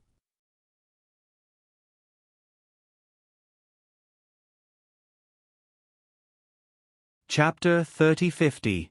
Was it because she had self-detonated her soul before? But she really couldn't remember anything. "Jojo." Omega Kotoku looked down at her and said softly, "No matter what happened in the past, at least for now, I want to get along with you. Can't we start from the beginning?" "Start from the beginning?" Arbor's gaze wavered slightly, and he thought, it's easy to start from the beginning, but many things can never return to the way they were in the beginning. Firstly, the mood is completely different, and secondly, the people I see, hear, and meet are also completely different. This is the so-called things remain the same, but people change. Oh. Suddenly, a burst of ghostly wails and howls came from all directions. Xiao Mu looked up and saw men and women dressed in native attire sliding down the mountain wall one after another like agile monkeys. They held weapons in their hands as they yelled crazily. In the blink of an eye, the two of them were surrounded in the middle. Sir Jojo looked at these monkey-like natives expressionlessly and didn't say anything. She was just a child at the moment, and if anything happened, the adults would take the blame. Qin Xian frowned. This area should be the territory of the Red River tribe, but looking at the attire of these natives, they clearly looked like aliens and weren't from the Red River tribe. Oh. Hundreds of natives surrounded the two of them, and the commotion was so big that it drew Ling and the others out of the cave. "If you don't want to die, scram," Qin Xian said coldly. Xiao Mu was at a loss for words as those natives waved their hands and feet in front of them. "Ooh, who are you people?" Ling touched his handsome little face and shouted angrily, "Why did you come to disturb my sleep in the middle of the night?" "Oh, wow, oh." A woman who looked like the leader of the natives revealed her black belly and held a cane in her hand. The moment she raised it high, all the voices disappeared in succession. The woman who looked like the leader pondered for a while and suddenly said word by word in stiff imperial capital language, "This mountain is mine. This tree was planted by me." The corners of Ling's mouth twitched. His head was shrouded in black fog. He raised his eyes and glanced at the second young master's darkened face through the crowd. At this moment, the native female leader had already read out the words "leave" behind the toll. Suddenly, in the middle of the crowd, in the void, a circular vortex suddenly appeared, as if an endless stream of air was being sucked into it. The few natives were caught off guard for a moment. Their faces were slightly pale as they stabilized their bodies. They were almost pulled over by the airflow. The Aborigine leader was shocked and quickly knelt down with his clansmen. As he kowtowed, he muttered some words that no one could understand. In the void vortex, a long strand of black hair suddenly brushed out, followed by a slender hand that reached out and grabbed the edge of the void, pulling it slightly to the left and right. Half of her body peeked out from the hole. Under the night sky, there was a hint of coldness and seduction. Prince Mo's cold gaze fell on everyone present.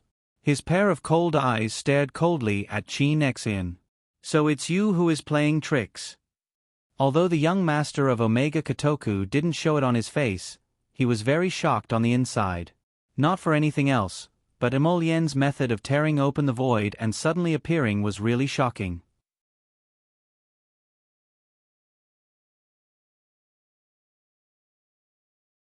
Chapter 3051. Prince Emo leaped out of the tear in the void. This was clearly a bit frightening.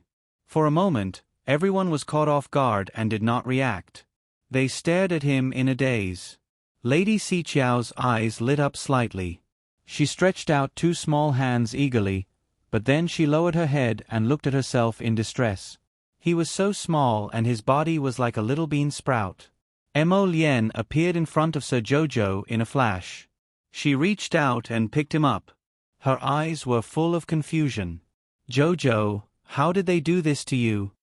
This was not caused by anyone else. It was Lady Chow Chow who had dug a hole for herself and willingly jumped into it. But would Sir Jojo tell him? No. Bang! A strange-looking spiritual weapon that looked like a big-headed carp flew out of the tear in the void and landed on the ground with two thuds. Soon, a white figure flashed out of it. His body swayed a little and then he stood aside with narrowed eyes. Then, Mu Xingqian used his speed to escape from the big carp spirit weapon. He rushed to the side of a tree, leaned against the tree, and started vomiting.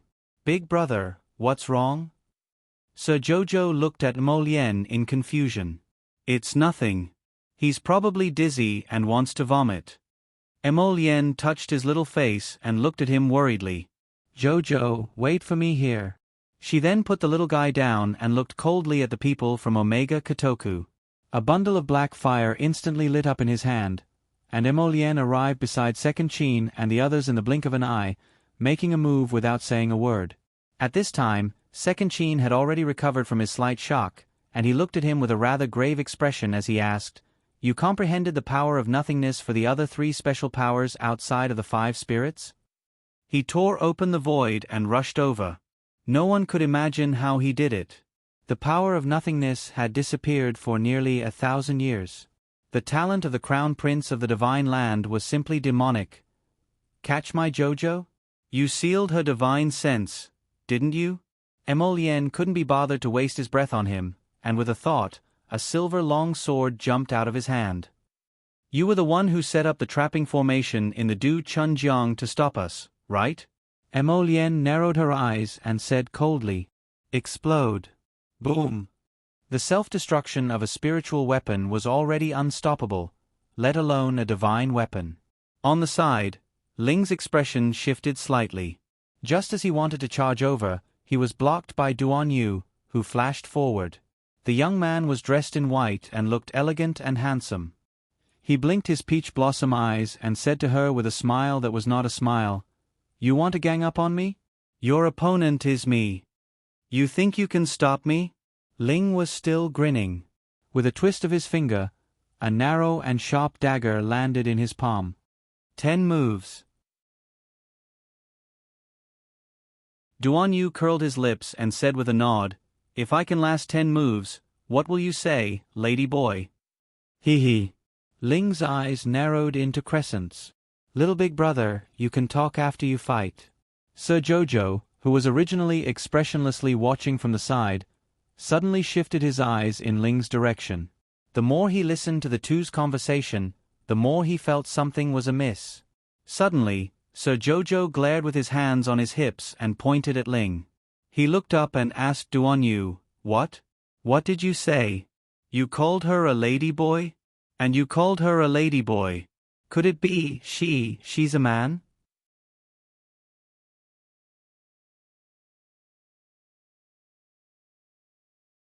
Chapter 3052. Duan Yu's handsome face darkened, and he suspiciously sized up the little fellow. "You think he's a girl?"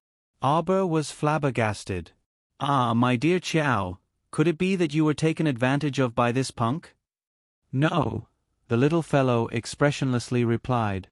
Duan Yu abruptly burst into laughter and looked her up and down, his gaze involuntarily revealing a hint of mockery. "That's true. How could someone take advantage of you with your childish appearance?" Chow Chow's face was expressionless. Her wooden face was expressionless. "Don't think that your freaking laughter can cover up your amused expression. Then can you tell me why you became like this?" As Duan Yu spoke, he had already pulled out his handy raven bone fan and flew it towards Feather. "Do you think I'll tell you?" "Ha ha." Sir Jojo pursed his lips and didn't say a word. Clang clang. Two crisp sounds clashed, and a faint trace of hesitation involuntarily slipped through Feather's eyes. This punk in front of him looked like he was at the God Realm, but the power he contained was far above the God Realm. There wasn't much of a difference between him and him? What was going on? Could it be that this punk also used an aura concealing talisman or something similar and used a smokescreen to lower his cultivation realm? When Fei Zhuang and the twin brothers, Tang Quan and Tang Li, saw this, they were about to fly over when the surrounding natives started making a ruckus again. A native elderly walked up and suddenly prostrated himself on the ground. Tears streamed down his face as he whimpered about something unknown. This elderly man spoke a string of words, but Sir Jojo expressed that he didn't understand a single word. Tang Quan and Tang Li's path was blocked by several hundred natives and couldn't pass at all. A vicious glint flashed through Tang Quan's eyes, and he was about to impatiently split these natives apart. Unexpectedly, Emolien, who was fighting with the young master Omega Kotoku, turned around and mumbled something to that native elderly man. That old geezer immediately revealed a deeply grateful expression and bowed several times toward Emolien. Behind him, the native female chief also knelt down with a group of natives and piously kowtowed several times to Crown Prince Emo before retreating to the side with her people.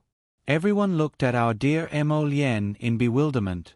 Lady Chow Chow's face was also filled with confusion. Jojo's Lotus actually knew how to speak the native language?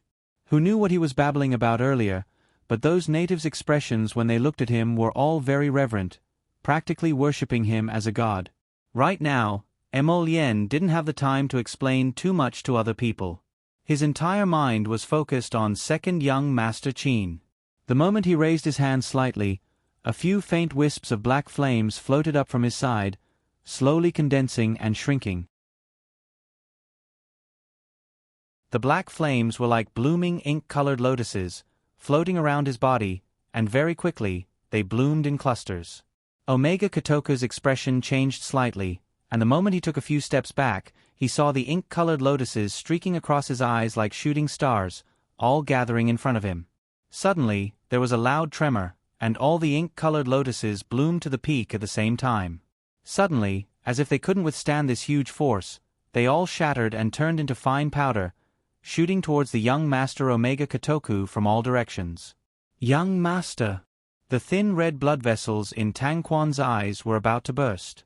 This time, not to mention the second young master, even if Ling was in front of him, it would be difficult for him to escape unscathed.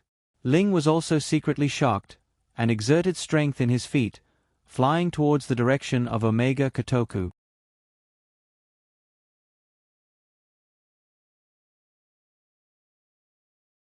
Chapter 3053. However, the raven bone fan in Duan Yu's hand had already turned into a streak of light and transformed into a sharp sword, charging towards Feather's back with a terrifying demonic fire.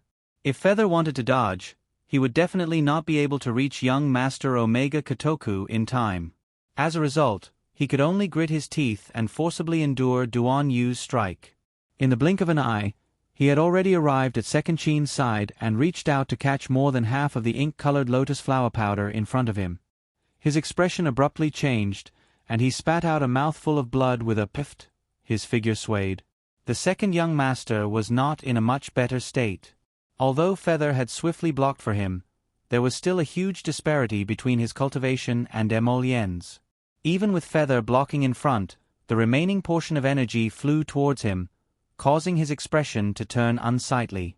The instant he supported Feather and retreated swiftly, young Master Omega Kotoku whistled and suddenly threw out a transportation talisman matrix.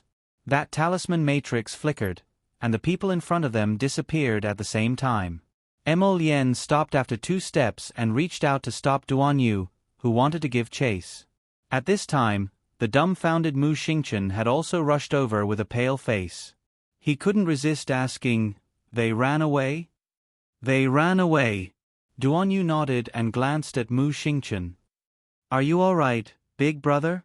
Emolien instantly cast a glance at Duan Yu. This punk called him big brother so intimately. He really didn't freaking treat himself as an outsider. Aber expressionlessly watched young Master Omega Kotoku and his group flee rapidly before shifting her gaze to Emolien and Duan Yu. She shook her head helplessly and inwardly criticized. Men are actually quite belligerent. While she was pondering, Emolien had already rushed to her side and picked her up. She looked at her strangely and asked, "Jojo, are you feeling unwell? Did those people from Omega Kotoku capture you? Did they do anything to you?" Abba glanced at Prince Amo. "I don't think they would dare to do anything to me." "Then why do you look like that? What's wrong with my appearance?" The little guy snorted and raised his little head slightly. With a calm expression, he said, "Isn't that good?" Pfft. Duan Yu very shamelessly laughed out loud. Mu Xingchen, on the other hand, sized up Aber with a dumbfounded expression and cried out involuntarily, "Sister Yu, how did you do this? How could this be? Did they give you some kind of poisonous medicine that harmed you?" "Big brother, you can rest assured." Duan Yu snickered and interrupted the nervous Mu Xingchen. He said with a chuckle, "Based on my many years of experience interacting with Jojo, I can tell that Jojo is a very good person. This little guy must have made a talisman and cheated himself." Mr. Jojo looked at them expressionlessly. Mu Xingchen couldn't resist twitching his mouth and looked at his sister curiously. "Sister, is what Duan Yu said true?" "What the hell would he know?" Mr. Jojo harumphed haughtily. "Jojo, that time when you didn't recognize your family and didn't even recognize us, it couldn't be that you also used a strange talisman to turn yourself into that state, right?" Duan Yu suddenly felt like he had discovered the truth. Because he saw Mr. Jojo's increasingly stoic face looking at him expressionlessly. Based on his understanding of the little guy, even when the little guy's heart was crumbling, he would always put on a front. "Nonsense!" Mr. Jojo roared.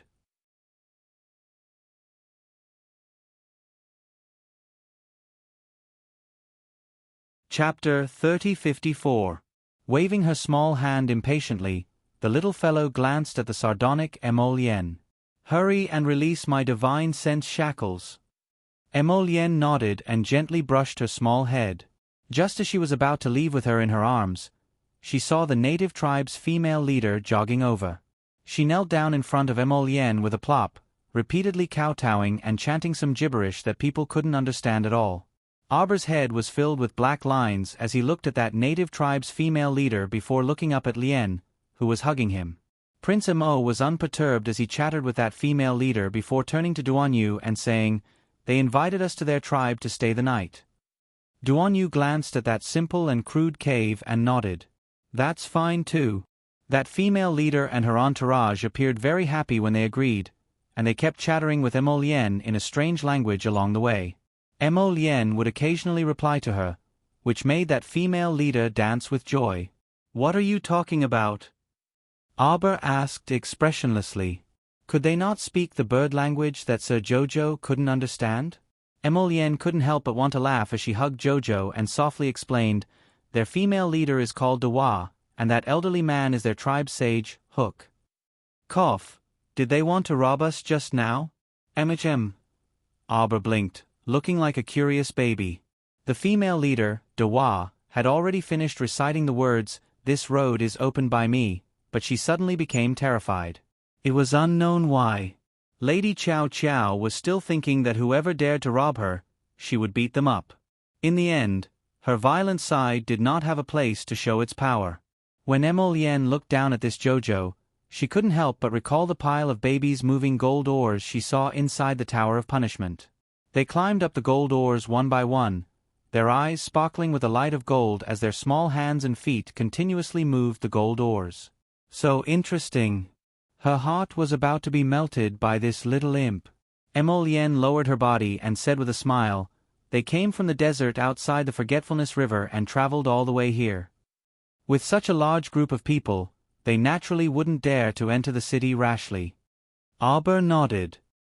He knew very well that if these hundreds of people were to march into the city at the same time, it would definitely arouse the vigilance of the city guards. It might even lead to a large-scale conflict. They planned to stay at the Red River Tribe's place for a while and hand over the documents to the nearby cities. Because we're lacking in resources and this Red River Canyon belongs to the Red River Tribe, we have to pay rent to the Red River Tribe if we want to hunt anything. So they wanted to do a free trade. However, as soon as the trade started, I tore through space and appeared. Emolien muttered in her ear, "The natives believe in the heavens and think that this is a warning from the heavens for their evil deeds." Arbor nodded. No wonder they all respected Emolien like she was a god. Could it be that they thought that Emolien, who tore through space, was an emissary sent by the heavens? How do you know the language of the natives? I don't know too much. Emolien winked at him and said with a smug expression, "Jojo, do you admire your husband's ability?" Sir Jojo nodded his small head. Emolien laughed. "Did Jojo use a strange talisman to make yourself like this?" Sir Jojo nodded his small head again and then suddenly reacted.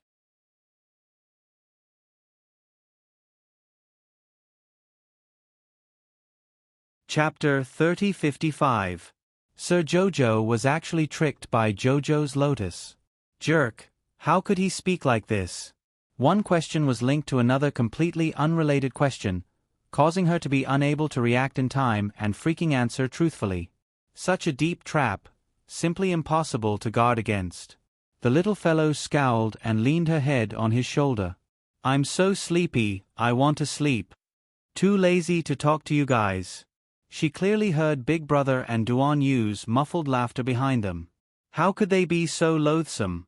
However, Emolien shook her with a smile. "What sleep? We've reunited after a long separation, so shouldn't we have a good chat?" "How was it long?" "It had only been a day." The little fellow glanced at him. "What do you want to say?" "Weren't you curious why hubby can communicate with the natives? Let me tell you, your husband has learned a lot since he was young." Prince Mo boasted repeatedly in front of his wife. "I know everything from astronomy to geography, and I've read extensively.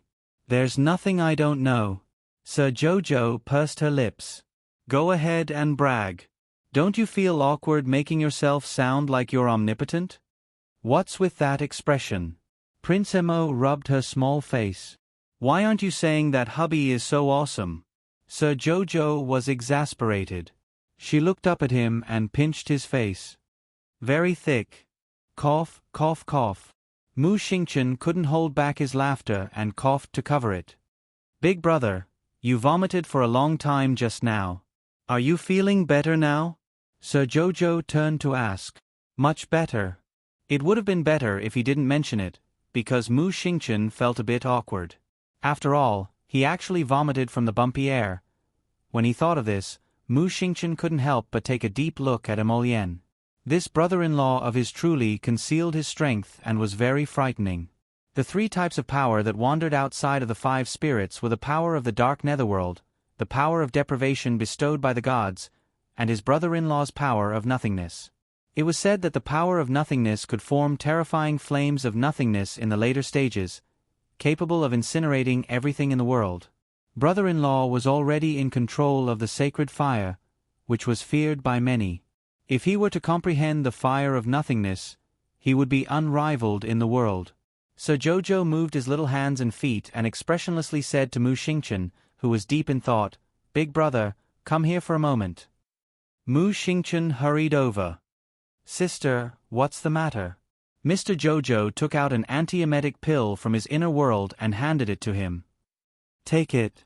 You won't feel nauseous after taking it." "Okay." Mu Xingchen still had a headache and nausea, but he wasn't as dizzy as before. His symptoms were naturally caused by the tearing of the void. Not everyone could be as careless as Duan Yu, who was unaffected by the tearing of the void. The female leader of the natives stepped forward and bowed respectfully to Emolienne before muttering a few words in her language. Emolienne nodded at her and then said to everyone, "Their tribe's gathering place is just up ahead." Abba lay on his shoulder and squinted sleepily. "I'll sleep for a while first." "Okay." Her current body was that of a 5 or 6-year-old child. Speaking of which, after this body shrunk, some of her bodily functions seemed to have returned to a 5 or 6-year-old child. It was truly worrying. That female chief muttered something, but Auber had already blocked it.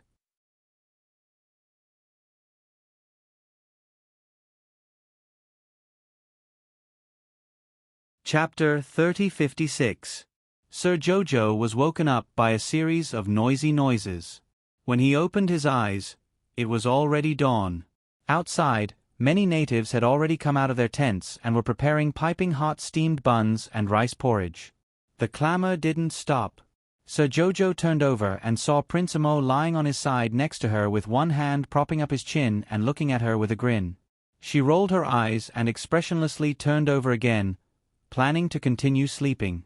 However, Emolienne didn't let her continue sleeping. He picked her up and said with melancholy, "Sigh, it's really worrying that wifey has become so small."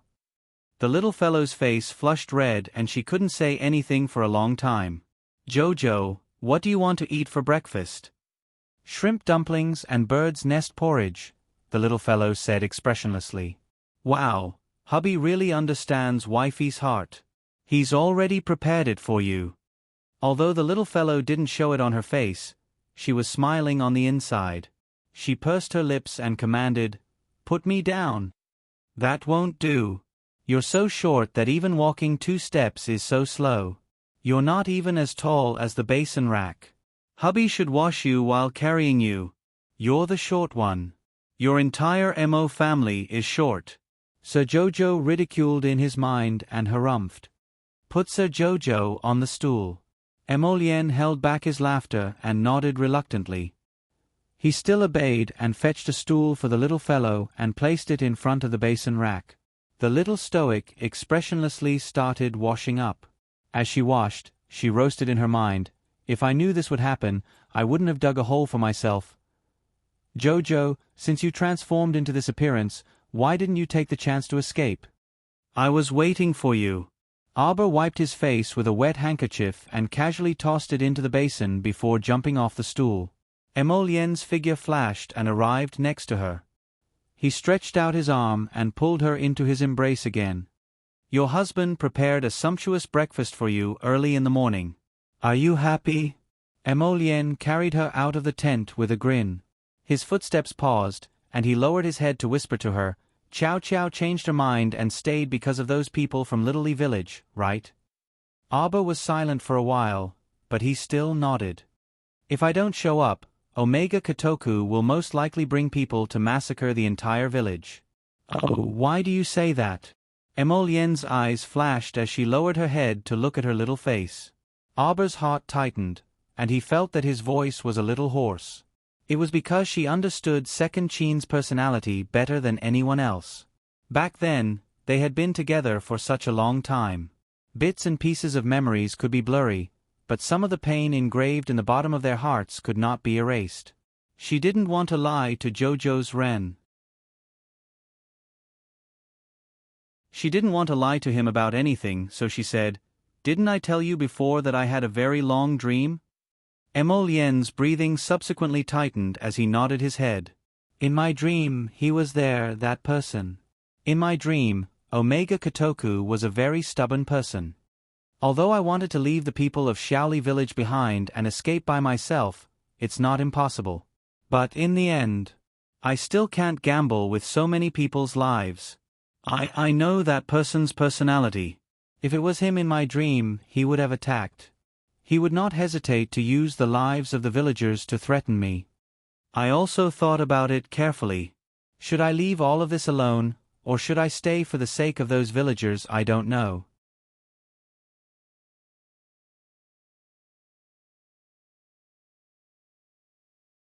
Chapter 3057. In the end, I followed my heart and stayed. However, if that person wants to use the lives of those villagers to threaten me, I can't guarantee what choice I will make.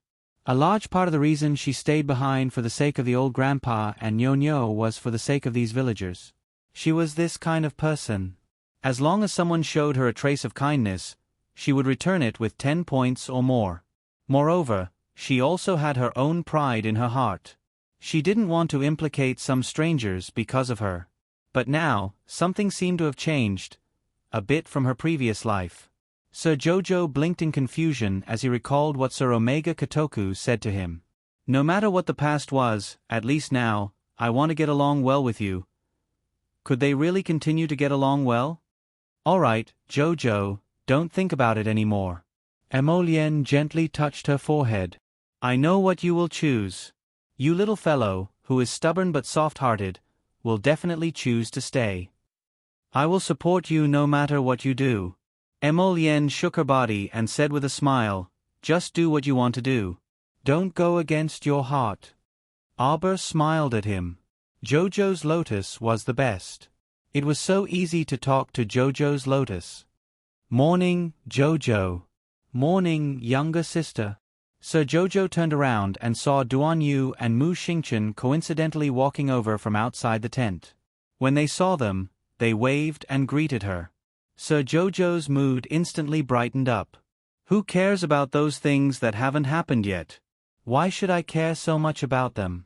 Different situations call for different measures. She had many friends and relatives by her side in this life, so it couldn't be as desolate as in her previous life. Morning, eldest brother. Morning, Duan Yu. Sir Jojo expressionlessly waved at them. Do you want to roast meat? I can roast some for you. Mu Xingchen's eyes lit up, and he was about to nod with a smile when he felt someone poke his waist. Duan Yu said with a grin, "Ya, how could I let my chow roast meat? What's more, with your short stature, it's not convenient for you to do such heavy work. Jojo, leave the ingredients to me. I'll do it. You're the one with 5 shortcomings. Your entire Rong family has 5 shortcomings." Sir Jojo's stoic face was expressionless as he took out ingredients from his inner world and handed them to Duan Yu. He looked at him in confusion and asked, Duan Yu, is my barbecue really that hard to swallow? How could that be? Duan Yu blinked before turning to smile at her. Jojo's barbecue is delicious. It's just that you're so young now, so it's not appropriate for you to barbecue. On the side, Mu Xingchen put on an indifferent expression and glanced askance at Duan Yu. He couldn't help but chuckle in his mind. Your Highness, do you know how exaggerated and unrealistic your expression is? Sir Jojo nodded. Let me think. My roasted meat shouldn't taste that bad. Peach Blossoms and the others are fighting over the food I roast. Duan Yu's mouth involuntarily twitched. Just how much did the venerable celestial want to die? Husband? Emolien coughed lightly and nodded in all seriousness. Jojo's roasted colorful divine fish is especially delicious. When we're free, I'll have Jojo roast it for you guys. I'm thanking your entire family. Duan Yu silently swept a glance at Emolien before carrying the ingredients to where the natives were gathered. When the native sage saw Emolien and the others coming over, he quickly stood up with his clansmen.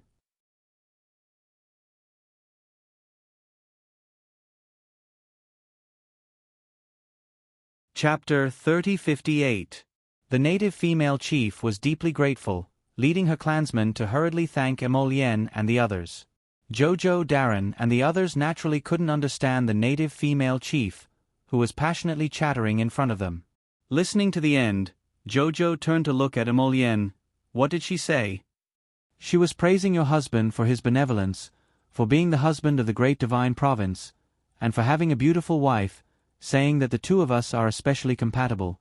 Jojo Darren looked down at his own short arms and legs, and couldn't help but chuckle in his heart. Her husband felt that he couldn't understand the native female chief's words, so he blindly translated it. With her small appearance, how could she be especially compatible with her husband, a match made in heaven? Did her husband think she was retarded? It's true. Emolien looked at her especially seriously. I never lie to my chow. I wrote a letter to the city lord of the nearby Spring City. In 5 days, they should be able to move into the city and settle down. Emolien said with a smile, so this Dewar and Sage are especially grateful to your husband. As soon as I told them that you are my wife, they naturally praised you to the heavens. Jojo Darren's eyelids couldn't help but twitch. Emolien continued, let's stay here for another day or two. This is the only way to the Sun Moon Temple. You can rest assured that Holy Sun Mi Yen will definitely pass by here with his people. Let's just stay here and wait for them. Aber, so Holy Sun Mi Yen and the others were still floating in the Du Chun River? Why did she suddenly feel that Holy Sun Mi Yen was a bit miserable? Jojo, what's wrong? No, nothing. Aber waved her small hand, and was carried by Emolien to the small table to sit down. Soon, a sumptuous breakfast was served. Aber didn't have the heart to care about anything else, and focused on eating her shrimp dumplings and bird's nest porridge. As for Holy Sun Mi Yen, just let him float. 2 days later, the female leader of the Aborigines warmly received a messenger from Spring City. That night, she bid farewell to the Crown Prince and followed the messenger from Spring City, leading all the Aborigines to migrate to Spring City. On the 3rd day, close to the evening, this empty tent camp finally welcomed a group of old, weak, sick, and disabled people. When Holy Sun Mi Yen saw Emolien and the others, he let out a sigh of relief and said, Ah, Prince Emo. Prince Chen, you are all here? It turned out that these people were much faster than them. In the past 3 to 4 days, Holy Sun Mi Yen had been drifting on the Du Chun River. At first, he swayed in the wrong direction and then turned back. After repeating this several times, he finally determined the direction. That was why he rushed over so late. Moreover, he had not been doing well these past few days. On one hand, he was worried about the whereabouts of Emolien and the others. On the other hand, he was worried that something might have happened to the temple. He firmly believed that the mutation of the Saintess had nothing to do with the temple. It was most likely that the Saintess had secretly joined some evil cult, which was why she got into trouble. How could such a mutated monster appear in their Sun-Moon temple, which was bright and virtuous? Impossible. Holy Sun Mi Yen led a group of people who had soaked on the river for a long time and finally climbed ashore with great difficulty. They walked towards Emolien and Duan Yu. Thankfully, you are all fine. Everyone, take a look again and see if any of your companions are absent. We plan to rest here for 3 days, and then... Holy Sun Mi Yen paused, and his odd gaze landed on Aber. He couldn't help but exclaim, You, how did you become like this?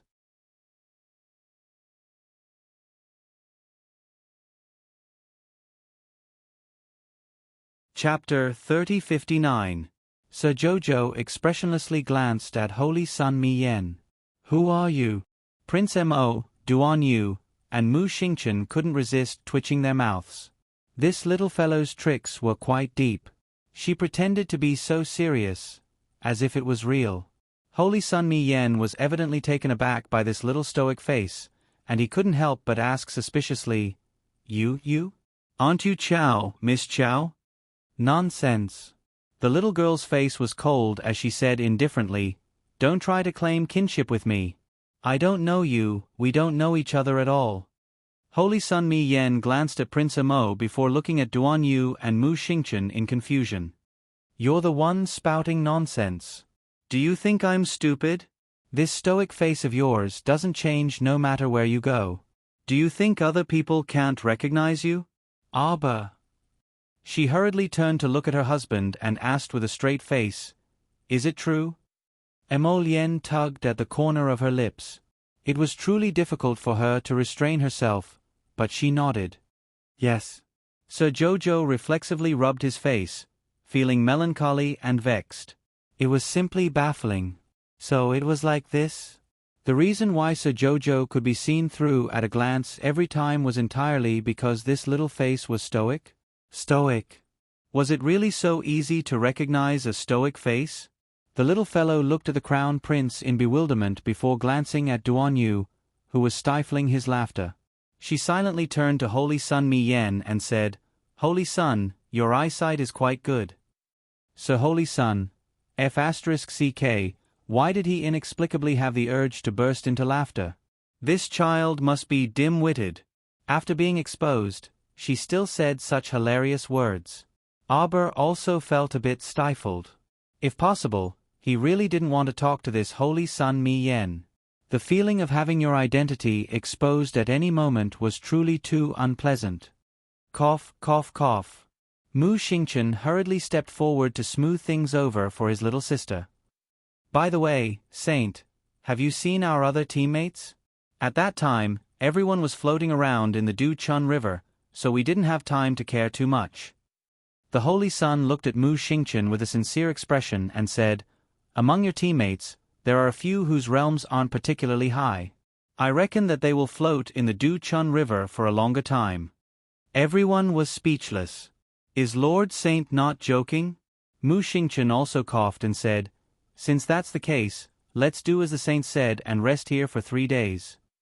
Very good. The Son of God nodded and turned to look at Aber's expressionless face. Miss Jojo, what are you doing? Why did it become like this? Aber let out a long sigh. It's a long story. Go and rest first. Who told you that? Whoever said that was an idiot. Sir Jojo snorted inwardly and complained in a small voice. Amo Lien couldn't help but turn her head. She felt that this little fellow's act of pretending to be old was especially interesting. Holy Sun Mi Yen and the others were indeed extremely tired and nodded. Fortunately, this was originally a temporary gathering place for the natives, so they had set up quite a number of tents. They didn't take them away when they left. Thus, Holy Sun Mi Yen and the others had a place to stay. Aber watched Holy Sun Mi Yen and the others enter their respective tents before turning to look at Amo Lien. Do you think he's pretending? You're tuning in to the Narrate and Escape YouTube channel. Don't forget to subscribe and join us on this journey to catch the most captivating stories.